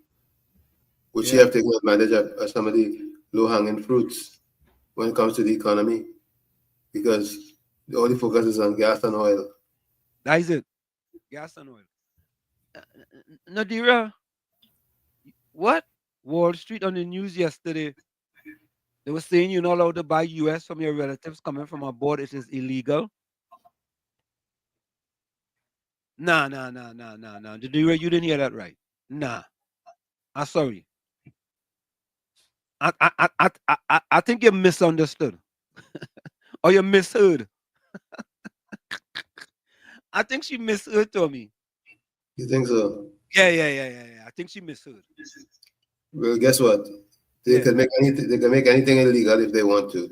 Yeah. Enforcing it is another issue. Yeah. Nadira, I think you misheard it. I think so. Yeah. Send me the link, Nadira. Put it in the chat. Put it in the chat. Nah. Tommy, I doubt. Tommy, I doubt this wicked, evil government go do that. Seriously. You can't tell. You can never tell.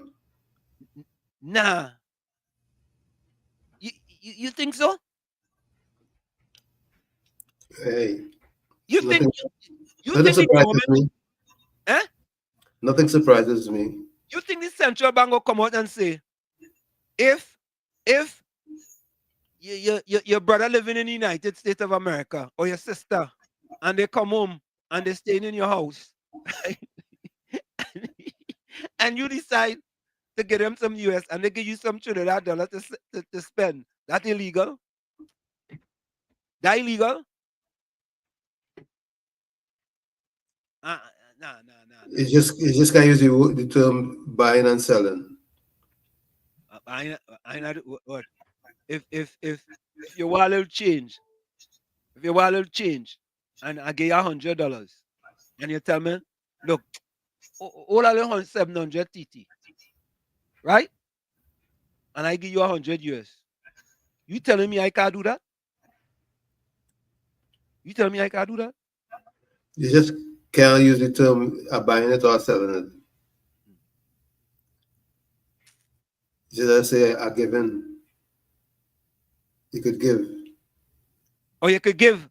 Yeah. But you're not supposed to get no money in return. You're not supposed to sell. You're not supposed to sell. No, but if I give my brother $100, I come from foreign. I give my brother $100, and my brother give me $700. All of you living, I staying in the same place with you. You sold it to him, right? You're supposed to not give him anything, right? And he just give you $700. That's right. Nah. Something wrong. And yeah, the next one. Yeah, go on, Joseph.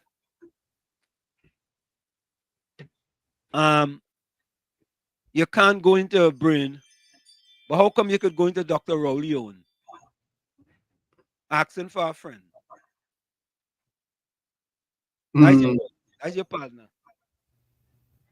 Your good partner. Yeah. Yeah. I go look for it. I don't look for that. No, I don't look for that in True Tommy. They're reporting that you can't sell. Let Let me see if I can find it now. Is it true in Trinidad and Tobago that you cannot sell US dollars to a family member because it's illegal?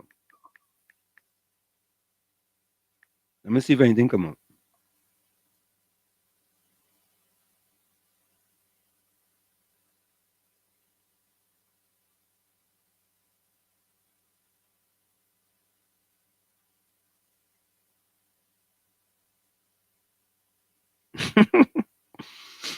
Tommy, I asked the question, is it true in Trinidad and Tobago that you cannot sell US dollars to a family member because it's illegal? Right? What was the response? Yes, it's true. In Trinidad and Tobago, the Exchange Control Act regulates transactions involving foreign currency.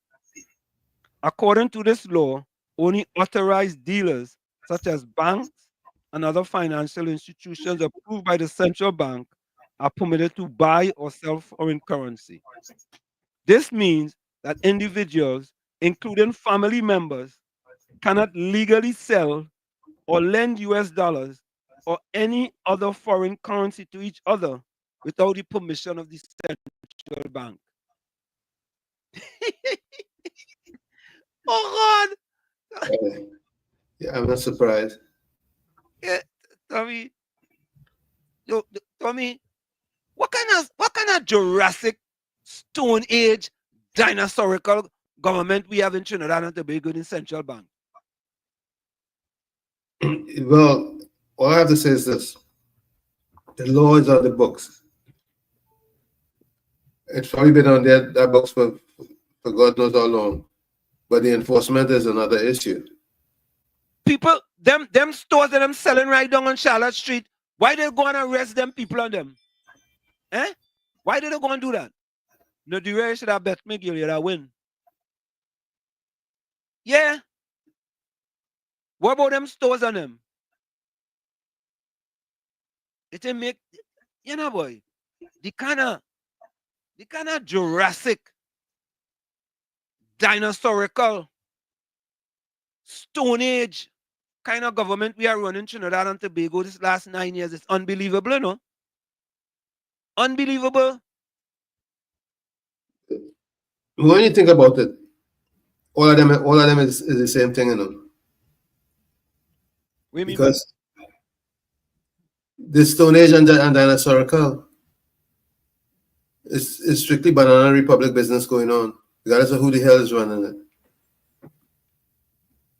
The other side got a chance to change the dynamics. They fell asleep on the job. So it's just a waste of time. Nah, Tommy, you can't say that, man. Well, let's hope if they get a second chance, they would do the right thing this time. I believe that they have learned from their mistakes. I believe so too. I want to think so too. Yeah, because you listen. This next chance you're getting, right? You have to do right by the people of the country. You have to get the playbook right. The biggest problem is the playbook. They have to write that playbook so that the country will run smoothly. It's top of the hour, though. Yeah, folks, we're gonna go for that break. It's Sunday Talk. Let's talk politics with Uncle Tommy, Professor Washington, you on WZYE 95.9 FM. Of course, we come to you every Sunday from 1 to 4 p.m.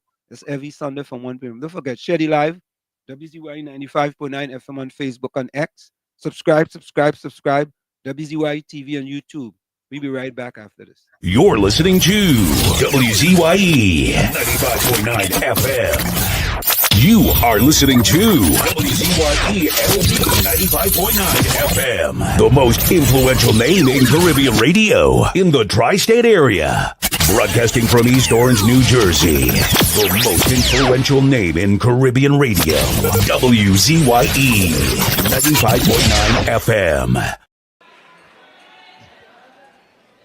She's going to be singing Plight of My People. Make some noise for Lady Gypsy.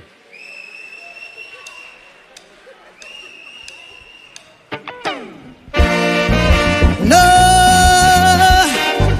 plight of my people.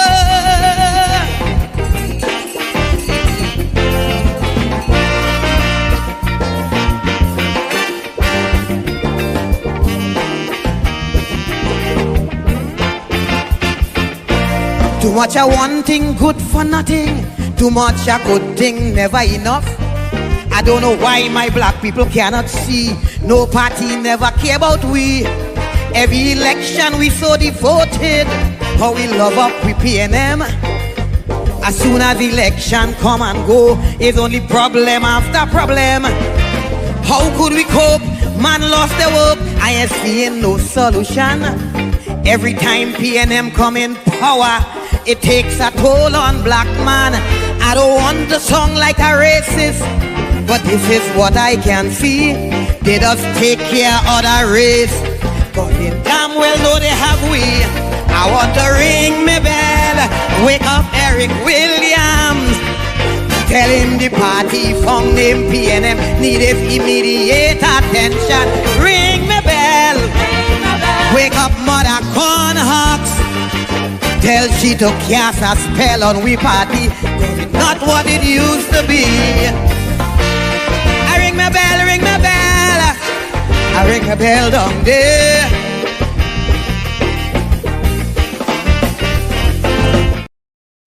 And of course, we are back with you. It's Sunday Talk. Let's talk politics with Uncle Tommy, Professor Walsheet, and you on WZYE 95.9 FM. We come to you every Sunday from 1 to 4 p.m. That's every Sunday from 1 to 4 p.m. A big one. Oh, yeah, there's the cover. So that is a gun. Listen me.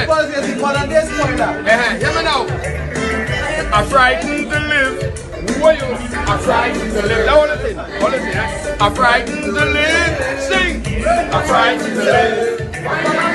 I'm frightened to live. I'm frightened to live. One more time. I'm frightened to live. Sing. I'm frightened to live. I build me a coffin. I make it my home, because that is my only choice. This kind of life, I leave it alone. Because when I look around and I see man raping their own daughters mercilessly, man living with man, woman with woman, so how must I live? I can't understand. Look, I'm frightened to live. Why you? I'm frightened to live. I'm frightened to live. Sing. I'm frightened to live. A bandit in my face with a gun. Take my own and began to run. I'm in the station reporting what the bandit do. I was the same bandit I was reporting to. Look, I'm frightened to live. I'm frightened to live. I'm frightened to live. Sing. I'm frightened to live. Come again, let me hear. I'm frightened to live. Where you? I'm frightened to live. One more time, come again. I'm frightened to live. Hey. I'm frightened to live. Hear me now. It is so obnoxious when I look around. Things I just hear and see. My God, how could I go on? Children killing children every day. Parents guiding their children to go astray. Tell me how those youths getting all those guns, and where in the world those guns coming from? Me see I'm frightened to live. Where you? I'm frightened to live. You come again. I'm frightened to live. Sing. I'm frightened to live. Hear this. If in my ceiling they find coke and gun, is my whole family they carrying down. But if the police get caught with the same refrain, all they're getting is transfer to do crime again. You see, I'm frightened to live. Hey, I'm frightened to live. Sing. I ain't no guys.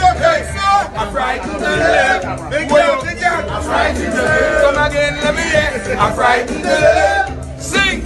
I'm frightened to live. Music. Now you see this verse? This verse is my verse. I love verse. I want to listen to my verse. My verse. Yeah. If our child could die, by the hands of a bandit. Police may halfway search, they may never catch a culprit. But if Mr. Big Man shall end up dead, they're going to paint the old damn tongue red, putting out all force and energy, finding the killer immediately. So how must I live? Well, I'm frightened to live. Come again, I'm frightened to live. Hey, hear this, I turn to church, that's the answer. Listening to the speech on the altar, while taking in the words of the Almighty. You know the priest belting sweet at me, is he I'm frightened to live? Well, I'm frightened to live. Sing. Come again, let me hear. I'm frightened to live. Well, hey, I'm frightened. One more time. Yeah. Love all you. Seem like a... And of course, that's the new anthem song of Trinidad and Tobago. People frightened to live. They're frightened to live. Yeah, they're frightened to live. But folks, not only that, for me, I don't know if you saw this video, but I coined it Neglect 101 under Prime Minister Rowley. I want you to take a listen to this. Neglect 101 under Prime Minister Rowley. That's what I coined it. Take a listen to this.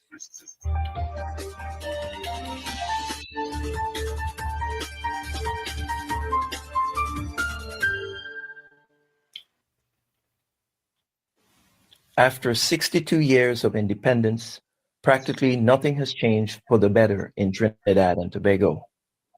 Basic public services are woefully managed and are inefficient. Almost every day, there is a headline announcing some political scandal or disturbing crimes. As a consequence, I've increased my campaign on this channel to bring awareness to long neglected public services by this government. It's been over 10 months since my video showing that a major transportation hub in Sangre Grande doesn't have bathroom facilities for the public, and that it has been out of service for over 2 years. Despite this, nothing has been done to reopen it. However, this is standard practice for our politicians. They just don't care to maintain anything. This is the Damry Hill Recreation Ground on the outskirts of Sangre Grande.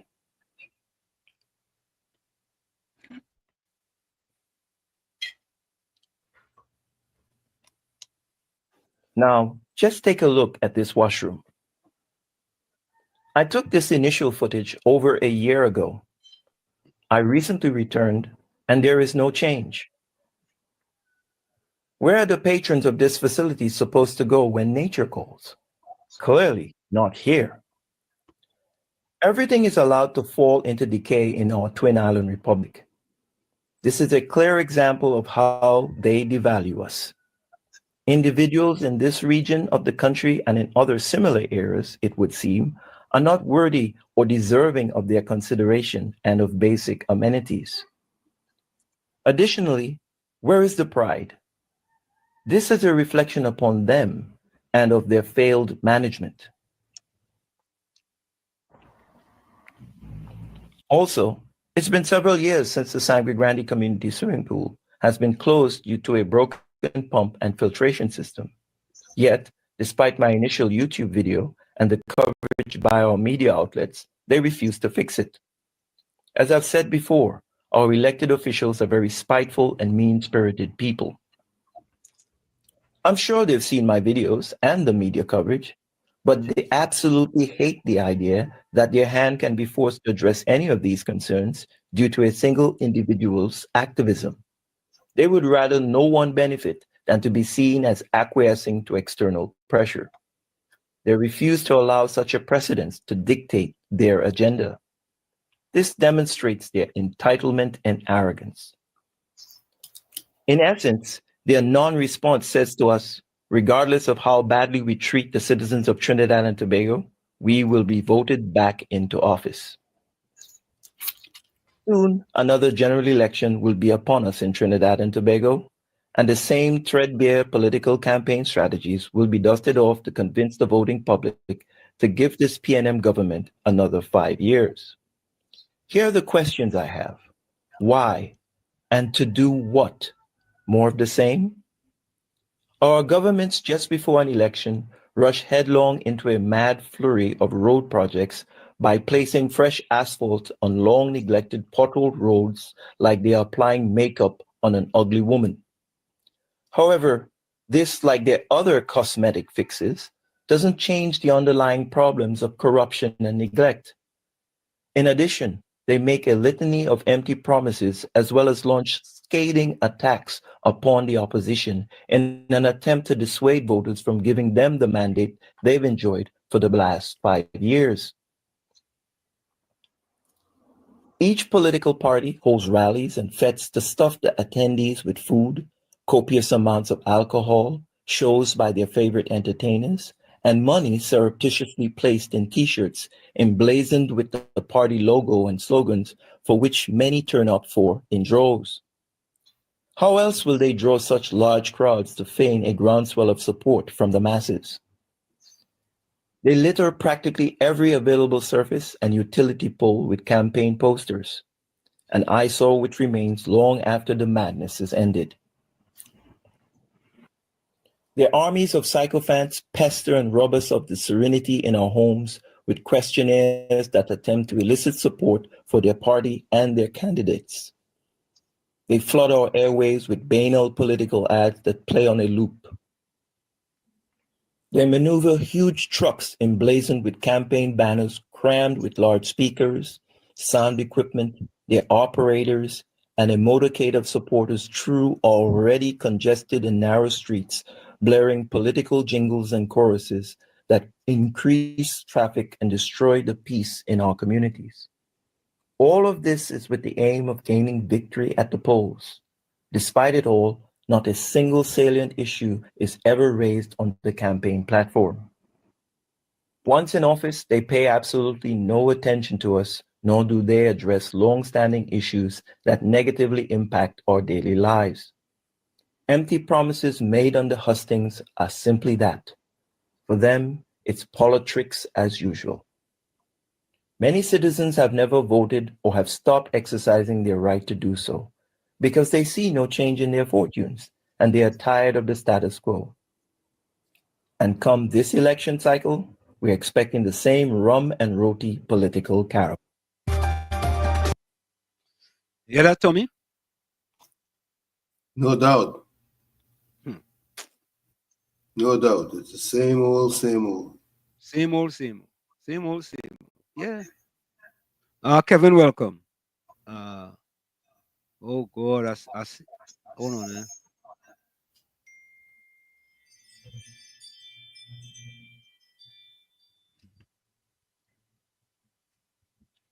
What kind of madness is that?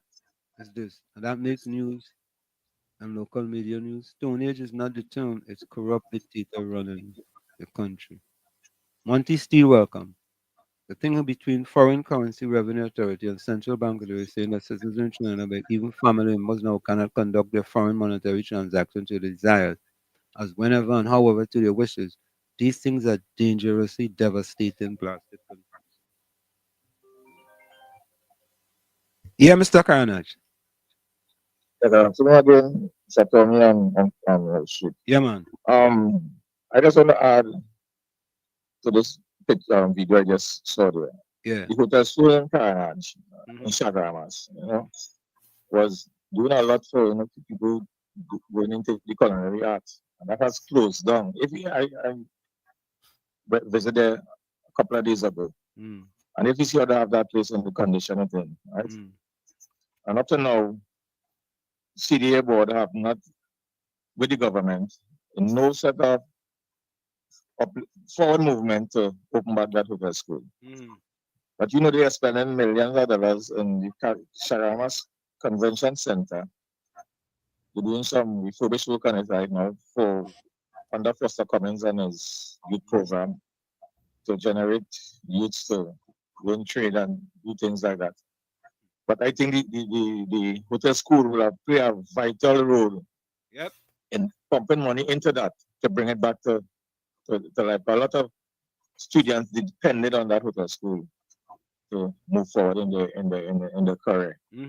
and you can go on in Sharamas and then where my people is now they're spending money on a seed center, saying that it will involve youths to be part of farming program. And I went down there the other day and 6 persons on the farm, 4 locals and 2 Venezuelans.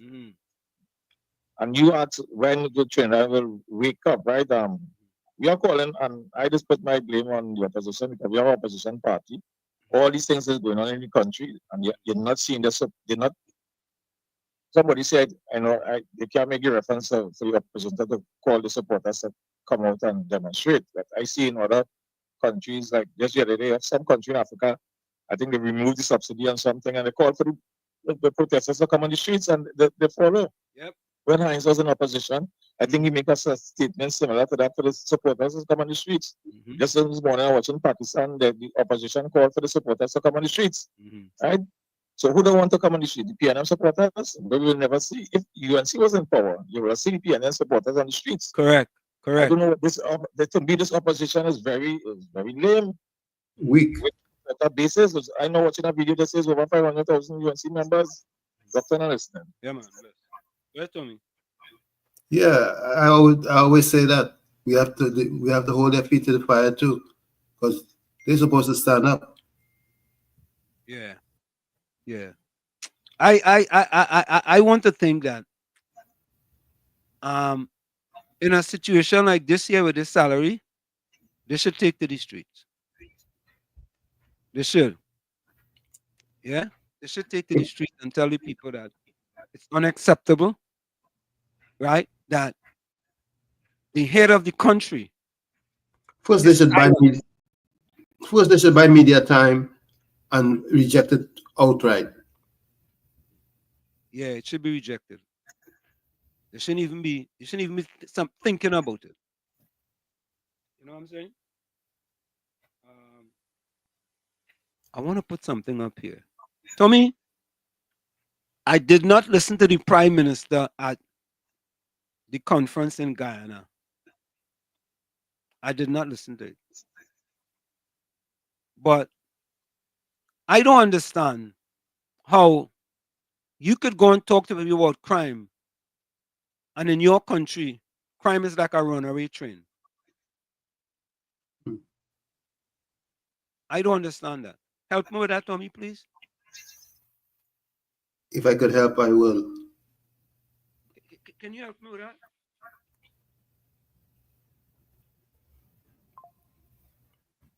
I wish I could. Will not find us safe even in the Caribbean to carry out their nefarious and illegal activities. He tells Caribbean CARICOM heads, no safe harbors for criminals in the Caribbean. What about in Trinidad? No, Trinidad is not part of the Caribbean. Which Trinidad in South America? But that's Venezuela. Oh God. You know, I don't understand nobody. I don't understand. Banmea said, by the way, Wall Street, excellent interview with Karen. Thank you, Banmea. Banmea said, caller, it seemed like a plot with the opposition and the government. Seemed like a plot with the opposition and the government. Banmea, you just don't like the UNC, that is it. Follow the money, caller. Who is eating at the PNM table? UNC contractors. Volsang, you're very correct, Uncle Tommy. I think, however, data supporters are afraid of victimization in whatever form. Yeah, I mean, you going to instruct CARICOM heads, and what is that? What is that saying, Tommy? You have to fix your home first. Yeah.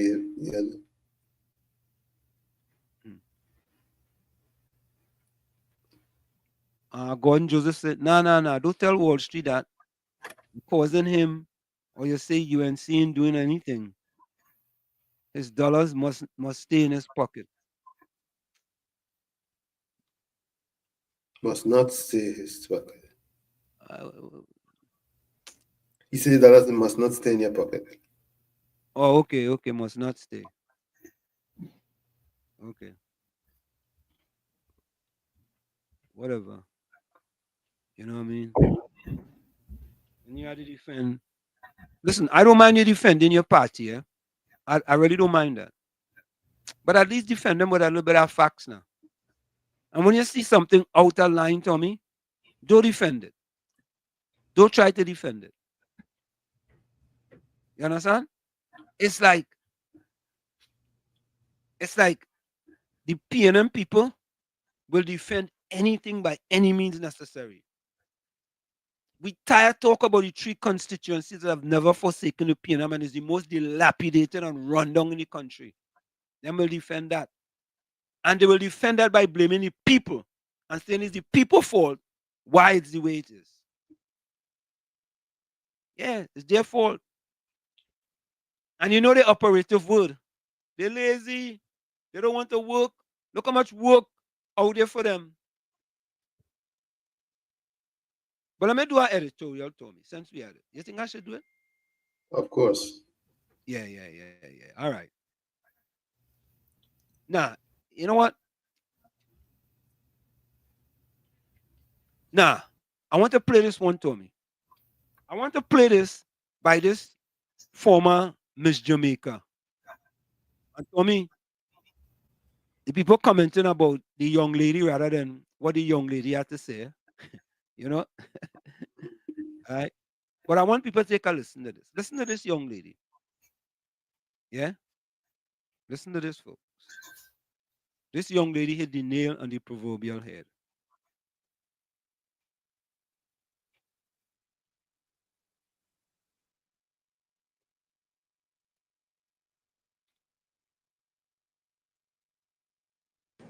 So have you ever paid for something and then when you get home, you remember that you All right, what happened there, boy? left it at the store? And then when you think, let me go back and pick it up, you're like, well. Okay. No audio there, boy, Tommy. I heard it. Huh? I was hearing it. You hearing it? Yes. It's just so far away and I can't be bothered. You hearing it? Well, that's how most Jamaicans feel every month after they pay their housing trust. Let me ask the people if they're hearing that, because I'm not hearing anything. Folks, are you all hearing that video? Because I'm not hearing it. Can you put in the chat if you guys hearing that video? For some reason, I am not hearing it. So I want to play that video, but somehow here I am not hearing it, Tommy. So folks in the chat, did anyone hear that video? Hear the audio in that video? Because if I'm not hearing the audio, all right, okay. So let me play it. Even though I can't hear it, I'm gonna just play it. I want you all to listen to this young lady from Jamaica. So have you ever paid for something and then when you get home, you remember that you left it at the store? And then when you think, let me go back and pick it up, you're like, boy, it's just so far away and I can't be bothered.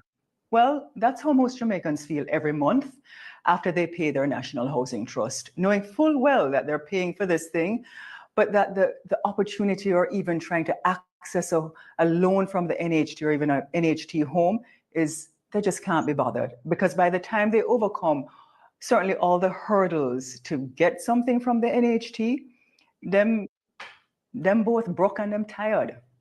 So earlier this year, I wrote an article on the National Housing Trust entitled Building Cash, Not Housing, which discussed the basis of the NHT's inadequate performance. Yeah, inadequate, and I'm going to step on some corns here, but it's fine.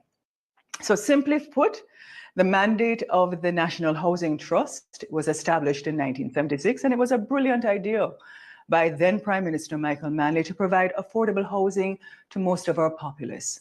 And funding this entity came from a 2% tax from Jamaican employees and a 3% tax from every Jamaican employer. But nearly 50 years later, the data that I've looked through suggests that the NHT has been quite inefficient and ineffective in delivering its mandate. And I want you to stay with me because I'm going to quote some statistics and you need to just pay attention. Now, according to the Ministry of Finance and Planning, for the financial year ending 2024, the NHT collected in income Jamaican $43 billion in income. Yeah, that's what it collected in income. And here's what they spent in their operating expenses.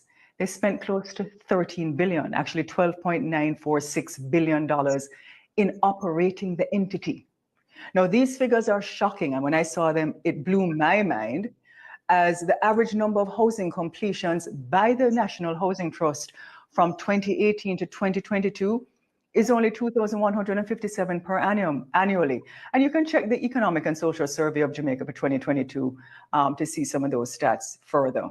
Included in these figures that I looked at, the housing, NHT says, yeah, it does some housing completions, and those were what they did in 2022. But they do other things like build on your own land, lot solutions. They talk about guaranteed purchase programs. They do individual loan solutions. They do joint ventures, and they do NHT project solutions. But what is clear is that not all of these solutions stated by them are actually livable, finished dwellings. Moreover, based on the administrative costs, you see, when a homeowner even gets a mortgage loan of approximately $12 million from the NHT, half of the money comprises the organization administrative costs. That's about 50% of that money when you aggregate everything. Now, when you look at the NHT's accounts, they generated a surplus of $21.8 billion for the financial year 2023-2024. Now, with an employed labor force in Jamaica of about 1.27 million people, the NHT is delivering less than 0.18% of houses or housing completions for our working population. 0.18% of houses or housing completions. So the truth is, instead of building houses for our people, the NHT is actually taking a percentage of workers' and employers' salaries to build cash in the bank. And this approach by the NHT is untenable and contrary to its original mission. Yet each year, they embark on what I call a promotional display of misinformation, because they reported to Parliament earlier this year that they intend to start about 15,000 new housing solutions for this financial year. And when I heard it, when I read it, I said, this must be imagined, because in the same report that they say this, they reported that they delivered only 1,627 solutions for 2023, and they've never exceeded 2,700 solutions annually since 2018. And go and check the Jamaica Public Bodies report of 2024 to 2025 to see that information. And I should also mention that these small, unimpressive deliverable statistics come with NHT executives making substantial salaries. Over 13 of their executives are earning above $16 million in annual salaries. The managing director is earning $34.2 million. The finance director, $22 million. The construction and development director, $21.6 million. The corporate services person is earning $22.1 million. The SGM customer relations person is $22.79 million. And the GM for the company secretariat is $19.4 million. And you can just pull up the National Housing Trust 2023 annual report to look at those salary structures. So the executive salaries alone by these executives represent over $122,000 per unit they delivered on average from 2018 to 2022, and over $161,000 per unit for the 1,627 they reported to deliver in the last financial year. Now, it blows my mind because I say, well, other countries, their national social housing programs actually, give their people houses. And it's a far more effective program that they have. And I know people don't like when you use Singapore as a basis point for judging Jamaica, but let me use them, and here's why. They have a vision because they say owning a home is a public housing is a right for every one of their citizens. It's enshrined in their policy. And so for their population of 5.6 million in Singapore, their social housing has delivered over 1 million units spread across close to 25 towns and 3 estates, giving a home to over 80% of Singapore's resident population. because their government says, look, you know, we have a mandate because it is a right of their citizens to own somewhere and to have drinking.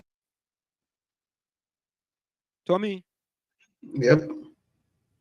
I couldn't hear her, but I think, you know, her commentary, you know, kind of apply to things that are happening in Trinidad and Tobago. And I think she's in the opposition in Jamaica. You know, and you know, this type of commentary, you know, I don't think they will victimize her in Jamaica. You know. You see, she used Singapore as a correct. As a point of reference. Yep. She used Singapore, but people don't them people in Trinidad don't want to use them don't want to use that. Monty says, Gordon Maloney. Handsomely born said, please try to be hypocritical, pretending to be politically independent and making imperialism look good. So try to be politically neutral at most times. Okay. Volsang says, like it's set up by these Caribbean governments to give you house as opposed to land. Again, keeping the people dependent on a particular party under the guise of state initiative, giving the people land. You understand? Mm-hmm. Thank you. So Tommy, it kind of make the land accessible to people we should be lobbying for that as people can party. So Tommy, she was talking about the amount of houses that were given out. I wonder if we have that same problem in Trinidad. Or is it different? I don't think that we are really meeting the standards or projections in Trinidad. But what she was also saying is that the administrators at the program are enriching themselves in Jamaica. Yep. And you know, I find her commentary made so much sense, man. It made so much sense. She without saying that, she's saying they're mismanaging the whole setup. Correct. And she was able to describe very clearly exactly what she was talking about. Mm-hmm. You know, and she's saying they're not really interested in delivering houses. They're just interested in finding a way to make money. Yep. And you know, it's interesting, Tommy? In the story in the newspapers, they try to compare the prime minister's salary to people in the private industry. What I call in private wassa and them, right? Which doesn't make any sense. You know, a CEO, you think it have CEO here in this country? Well, unless you're working for a little small company making 400,000, or you're working for a little company. Them CEOs in this country making big money. Gordon Maloney says, MS, I have nothing to hide behind. Some others can say that. Some things that the government come up with, I say yes, and some I say no, and I'm not a PNM till I'm there, a UNC till I'm there. I see a voice note here. Let me play this voice note.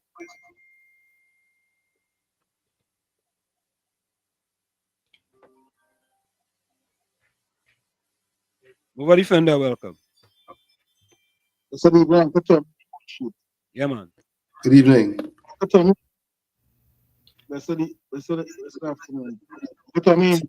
Same to you, my brother. You made a statement earlier on the UNC supposed to come out and reject it, right? The SRC report. True. Tell me you just got your wish. Well, should I send you a picture? Okay. All right. You can say it. Go to me, please. Thanks. Tommy, they're listening to you, boy.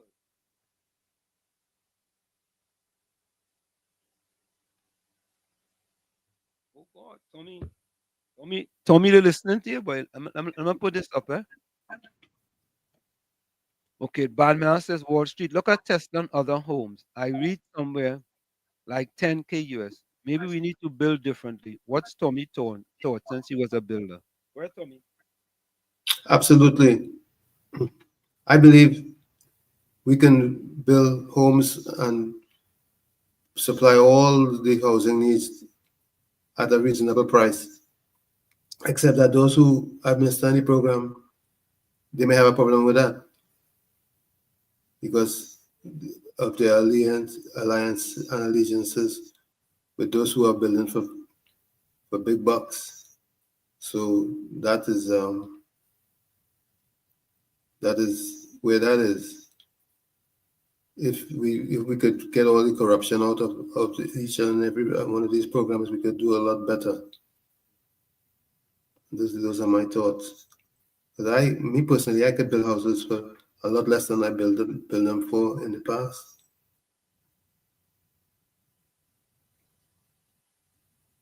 So Tommy, what you are saying? All right.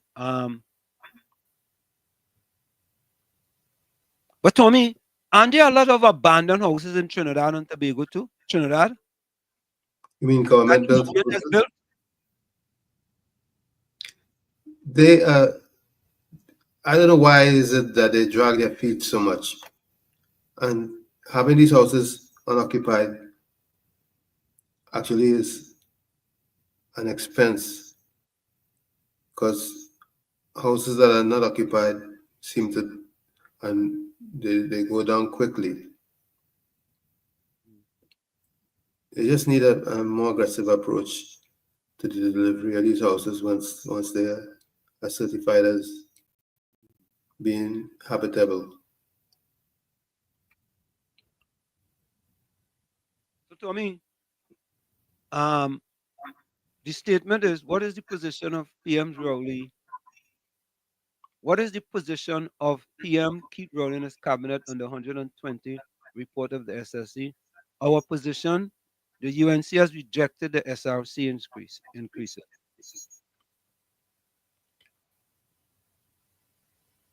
Which is what they have to do.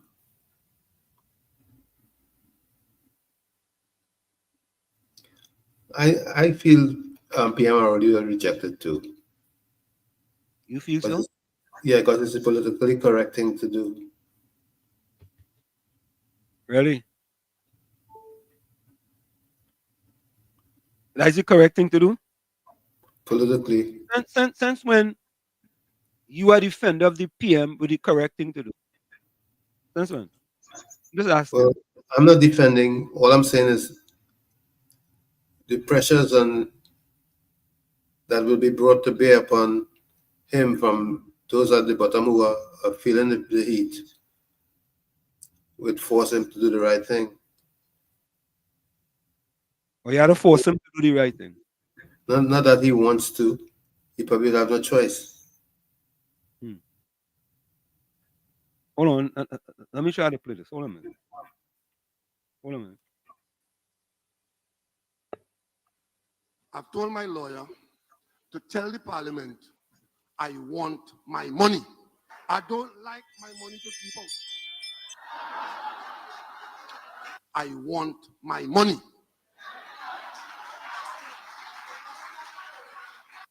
I'd like my money, please. That's the call from the PM, who wants parliamentary authorities to pay him for the time he was suspended from the lower house. To other news, the Prime Minister says that many public sector workers could be jobless, and the government could soon have the difficult choice of paying them the arrears they're owed or not to save their bread and butter. They're coming outside the Prime Minister's office every week and they're shouting at me in case I have it in my pocket to give them. Well, let me tell them tonight, many of you who enjoy that back pay, who's shouting for that back pay, you may get the back pay and lose your job. What you talking about? What you talking about? What you talking about? What you talking about? I want my money. Many of you, you may get the back pay and lose your job. Yeah, that Tommy. And they're going to get, and he's in line for $1 million in back pay. $1 million. You know, he may get it back to pay and lose his job. And you saying that he's gonna come out and says he's not gonna accept it. Lisa Gerard, welcome. Good afternoon. I'm gonna play this voice note here to me. Oh my God. This is election season or politicking. Or election gimmick season. Yeah. EG season. Okay. Yeah. EGS. Yeah. Good after lunch again, after church. Hope you all are better than good.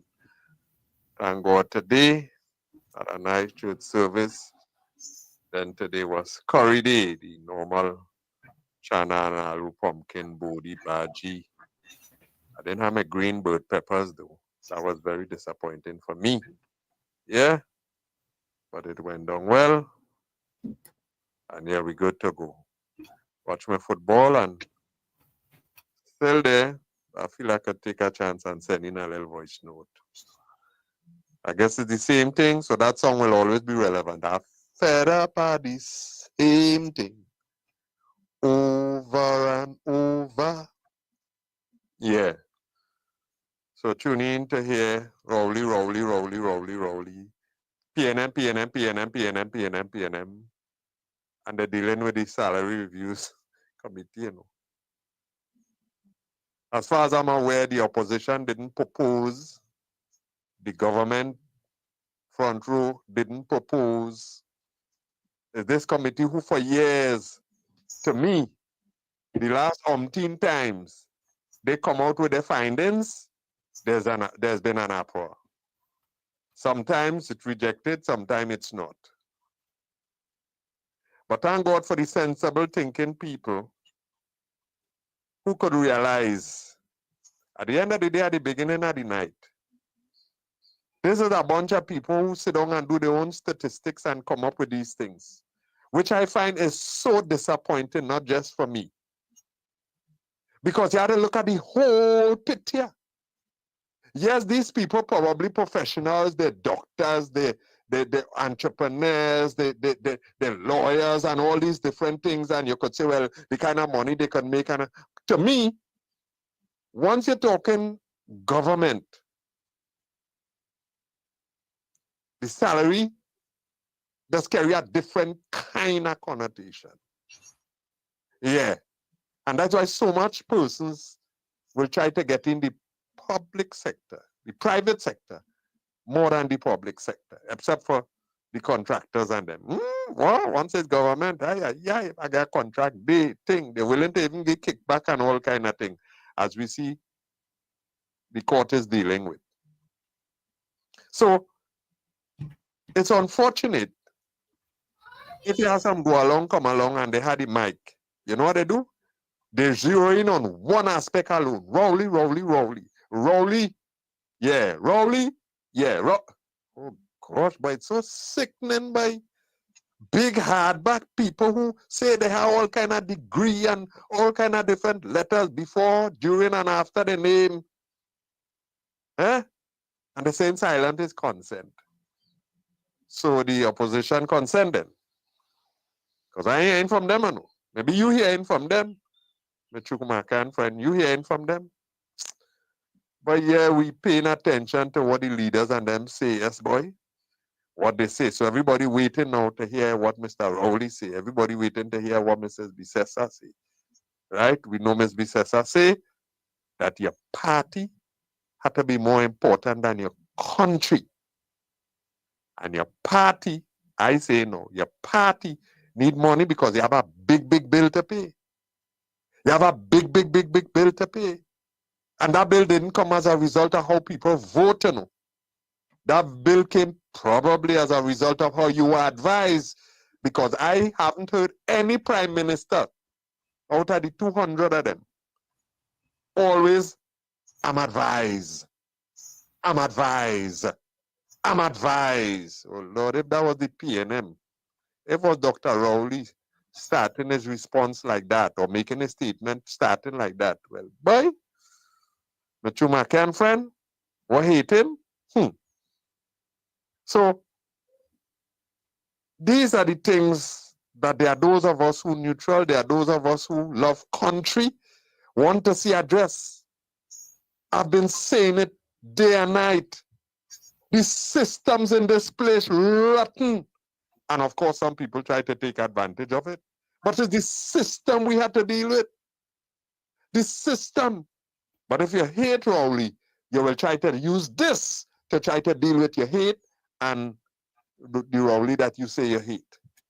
Not in those words. But everything, a dog got bombs, it's Rowley. Your kite didn't fly because wind didn't blow, Rowley. Rainfall, Rowley. Sunfall, Rowley. The dog bark, Rowley. The bird swim, oh gosh. I wonder that's why it seems that though the program going down, boy. The kind of I used to be hearing and reading. I ain't feeling that and I ain't seeing that again, boy. The caller seems to be few, the messenger. Maybe you gotta revisit this thing, boy. Look into it now.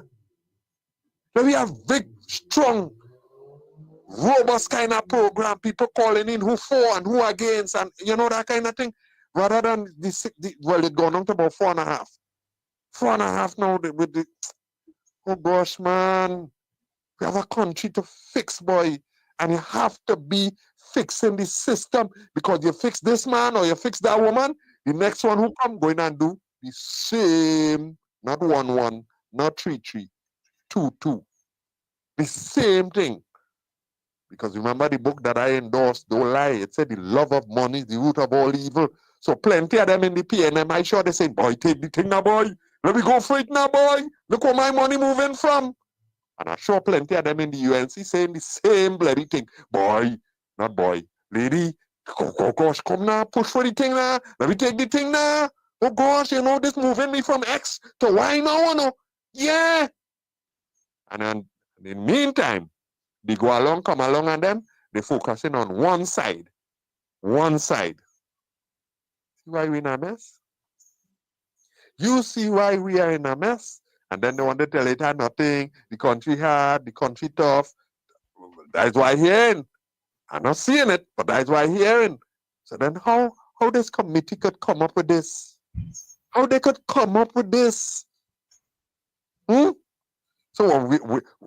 we had a guy kind of union for the government to then. And let them, you understand, sit down, do their assessment, you know what I mean? And then come up with, look, I feel this is what we want. Forget about the chief justice, the head of police, the head of fire, forget about them.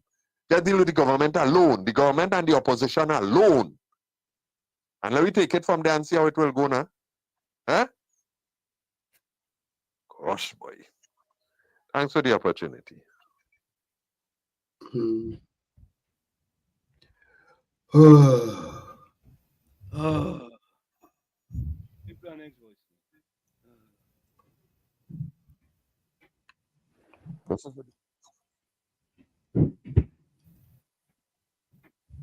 Very friend, welcome.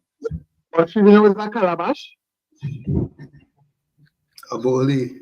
Uncle Tommy knows that calabash? Yeah, Yes, Aboli. Wash it up belly like a calabash and Uncle Tommy. Trust me, no. Wash it. Wash it, you good. Trust me, that's all I gotta say to you, sir, today.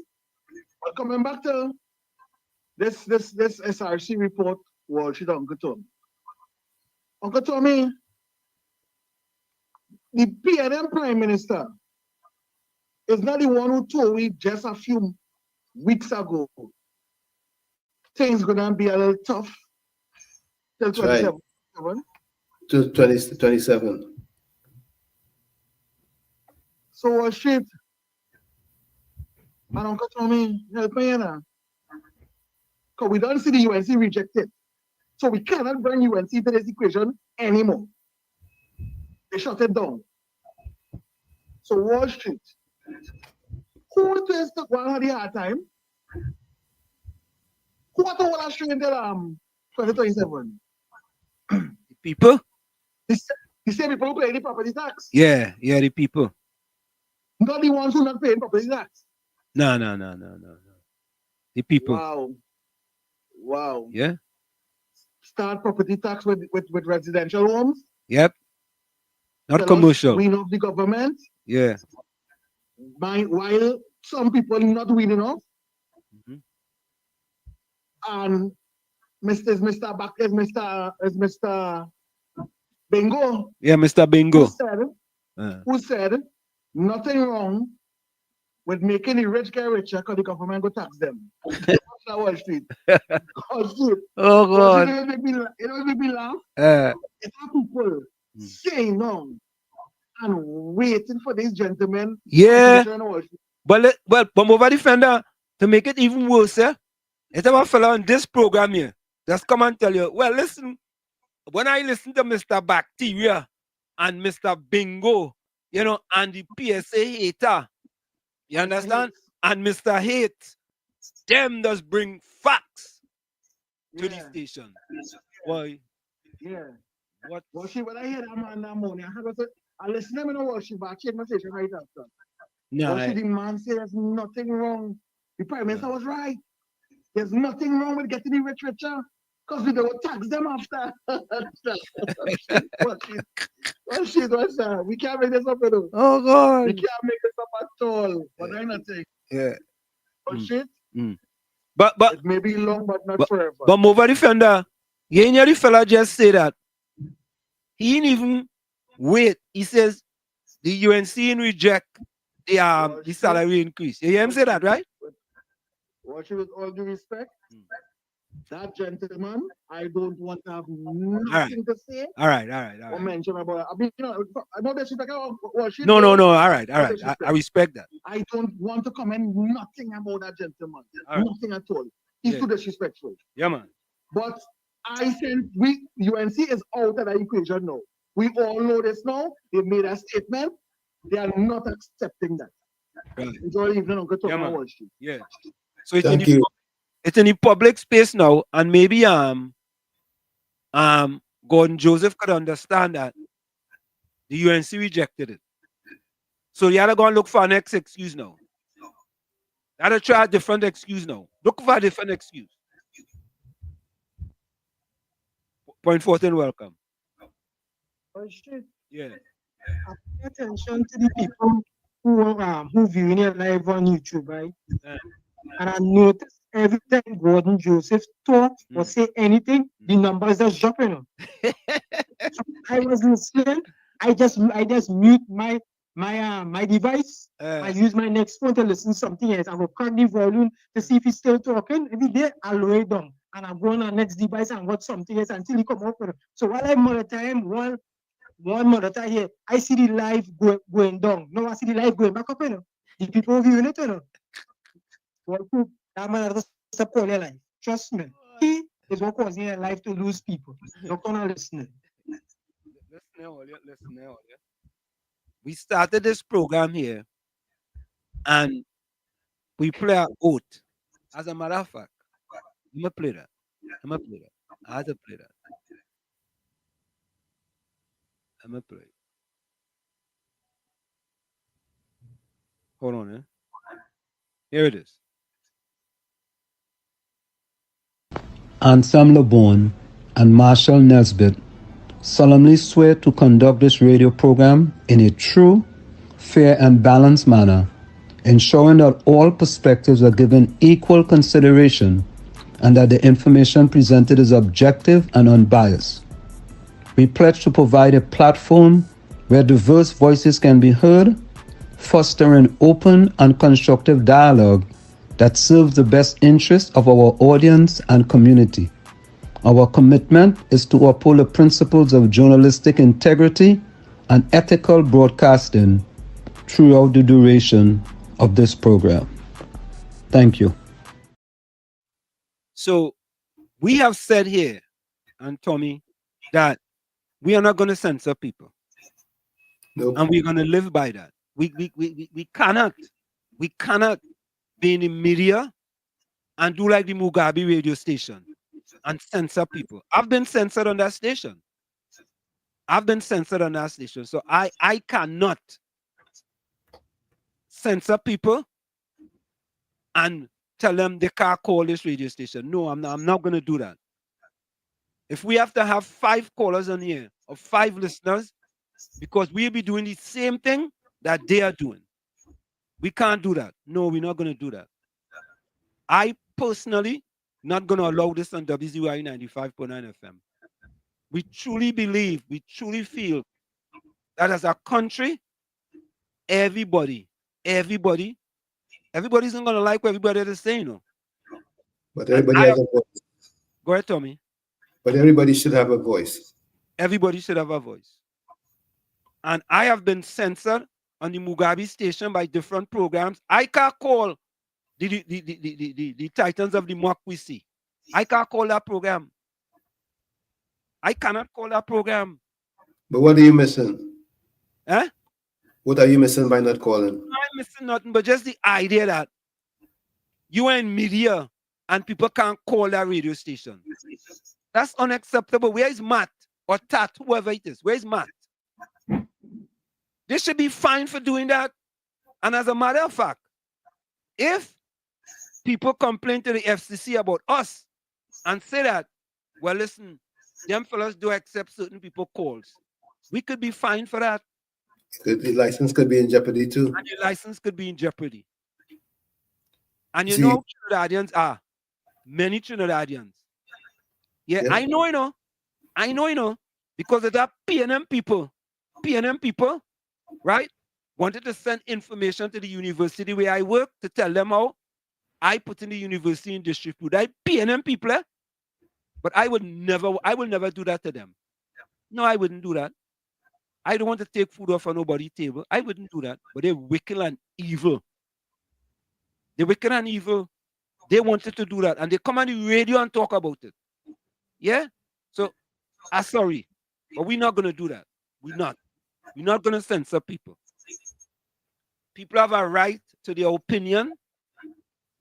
They have a right to say, once they don't disrespect the radio station, they have a right to their opinion. And we're going to stand by that. And that's why we make that oath pledge to the people. Right? We do not want to hear. I don't want to hear the same opinion over and over and over and over. I really don't. I want to hear a diverse opinion. Yeah? So, folks, go ahead, Tommy. I said stop at the hour. Yeah, put your closing comments in the chat and send your voice notes.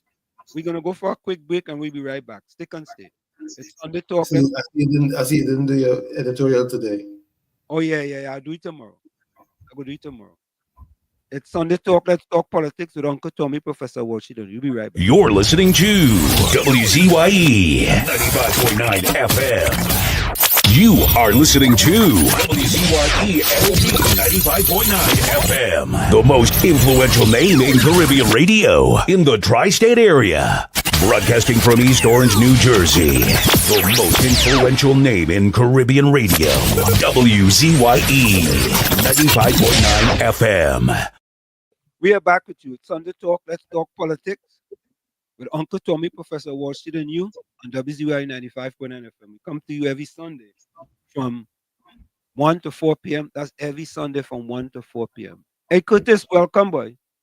Man want me to call Dominic and talk to him. Why calling Dominic and talk to him for? You ought to be a mad man. Them didn't want to take my call, was on the radio. Are you going to call him for what? Washington, I must that they turn it down. I don't understand this, Tommy. I must that they turn it down. Can you tell me where I can see it so I can smile? What are you talking about? I know what you're talking about now. What are you talking about? I don't know.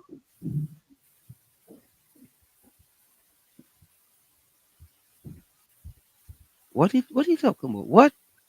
Today I was listening when you called on live, but you said, no, I did not. And I called sending you recording. It's clear. You did say it untruth, but you're not blocked. What are you talking about? Anyway. He's saying that you're not being blocked. Okay. Man, my bad. Go look at Wall Street Canada. You do have great people to take TNT to heights you have never been before. Yeah. Okay. Whatever. All right, let me get this voice note here. This last voice note here. Okay. All right, hold on. We have to have Karen back. Yeah, you have her. Uncle Tommy and what, Miss? Okay.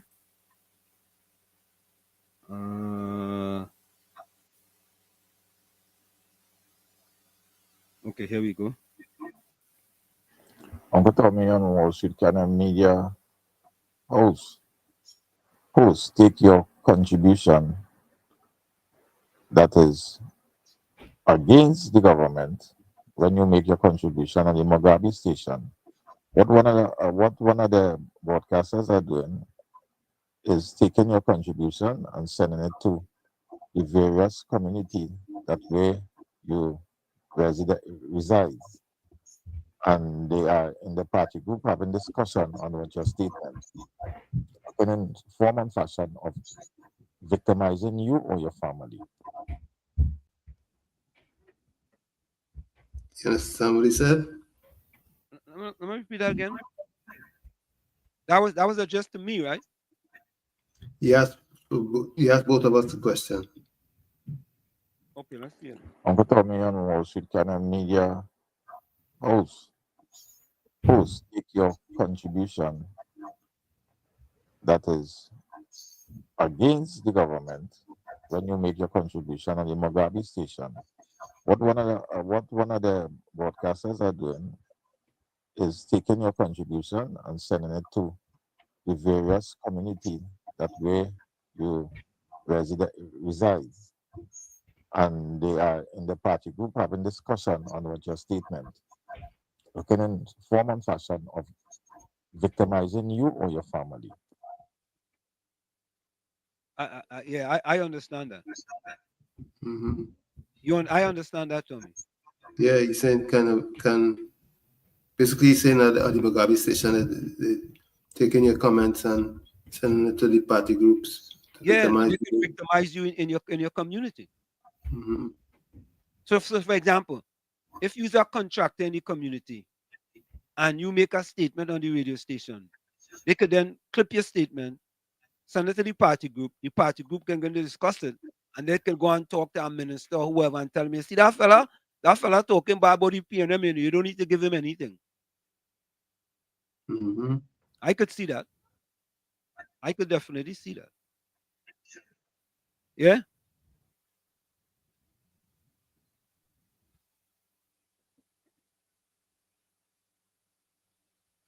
Wall Street is why you should sue TNT for a radio and TV license. The problem is control over the media.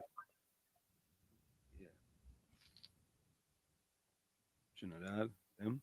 Anyway, my closing quote is this. I'm frightened to live. I'm frightened to live. I'm frightened to live. I'm frightened to live. When I look around, all I see. If you focus on the hurt, you will continue to suffer. If you focus on the lesson, you will continue to grow. If you focus on the hurt, you will continue to suffer. If you focus on the lesson, you will continue to grow. From where I said, this is it. The clock on the wall said, that's all I like to say, but I've got to go. Remember, hard work beats talent when talent does not work hard.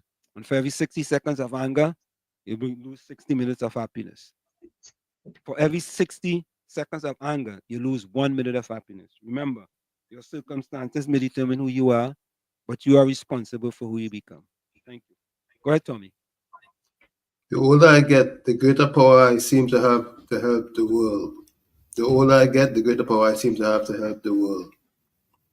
Like I always say, you, the man in the mirror, you have to become the change you want to see. However, when you look in that mirror, if you don't like what you see, you cannot blame the mirror. Never look down on a person unless you're giving them a hand up. Till we meet again, which will be tomorrow, God willing. Be safe. Love you all. Thank you. Let me see any closing comments in the chat and the voice notes. Okay. My closing comments. Anytime one is on the frequency especially if you are in Trinidad and Tobago, there will always be somebody who, when they hear your voice, say, yes, I love to hear this man. I love to hear this woman. Equally so, I can guarantee you, there are those who would be strupsing from the ears to the tip of the toe when they hear certain voices. So then what is my suggestion? My suggestion is try your best to just be truthful. That's all. Because remember, they killed Jesus Christ, you know? Right? What did he do? Okay? And he was crucified, you know. So that is okay. Just make sure what you're speaking is truth. Nobody could point a finger and say you lie here or you lie there. You know, you try to muddy this one or you try to muddy that one. Yeah? And that way, you're good to go. Who vex? Lost. This thing ain't gonna be decided by no coin toss. Yeah? God is the boss. So I'll always be speaking my truth once the opportunity is there. Who can eat it will lie down by it. Or let it lie down by them. Yeah? I'm making sure that I ain't lying on nobody.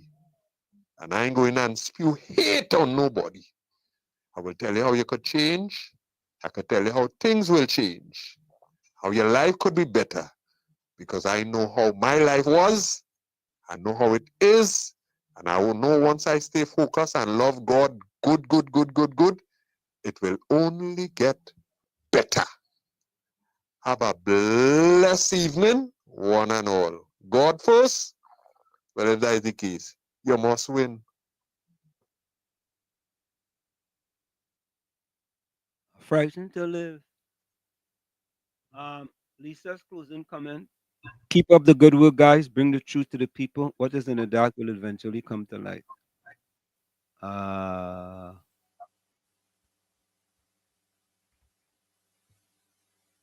Frightened to live. Frightened. Okay. That's it, folks. Okay. That's it, folks. We see you tomorrow, 7 to 10 p.m. in the village with Uncle Tommy, Professor Washington, and you. We out of here. See you. Bye-bye.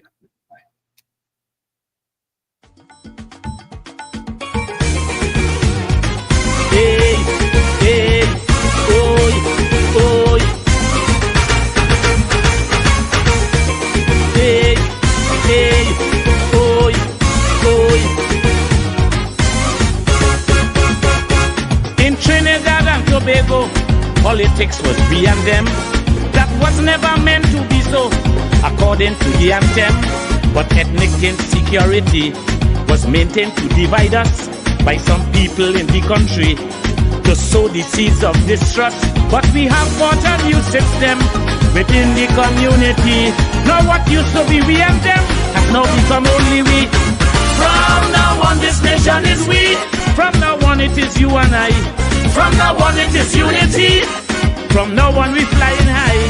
All the races have come together to build a better country and create a brighter future for the whole society. The we and them thing is no more, because it is plain to see in this country from shore to shore the community is we. No more we and them. From now on this nation is we. No more we and them. From now on this nation is we and we and we and we.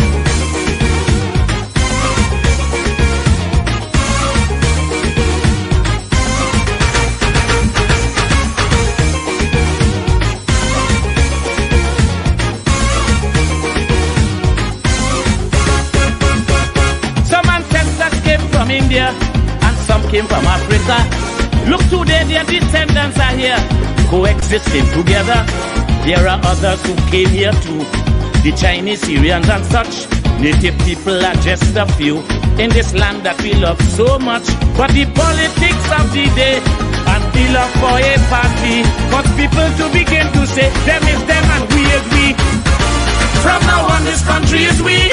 From now on we all shall be one. From now on that's how it shall be.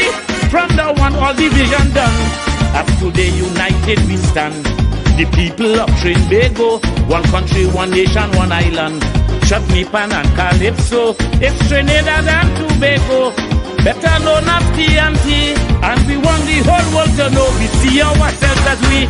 No more we and them, from now on this nation is we. No more we and them, from now on this nation is we and we and we and we.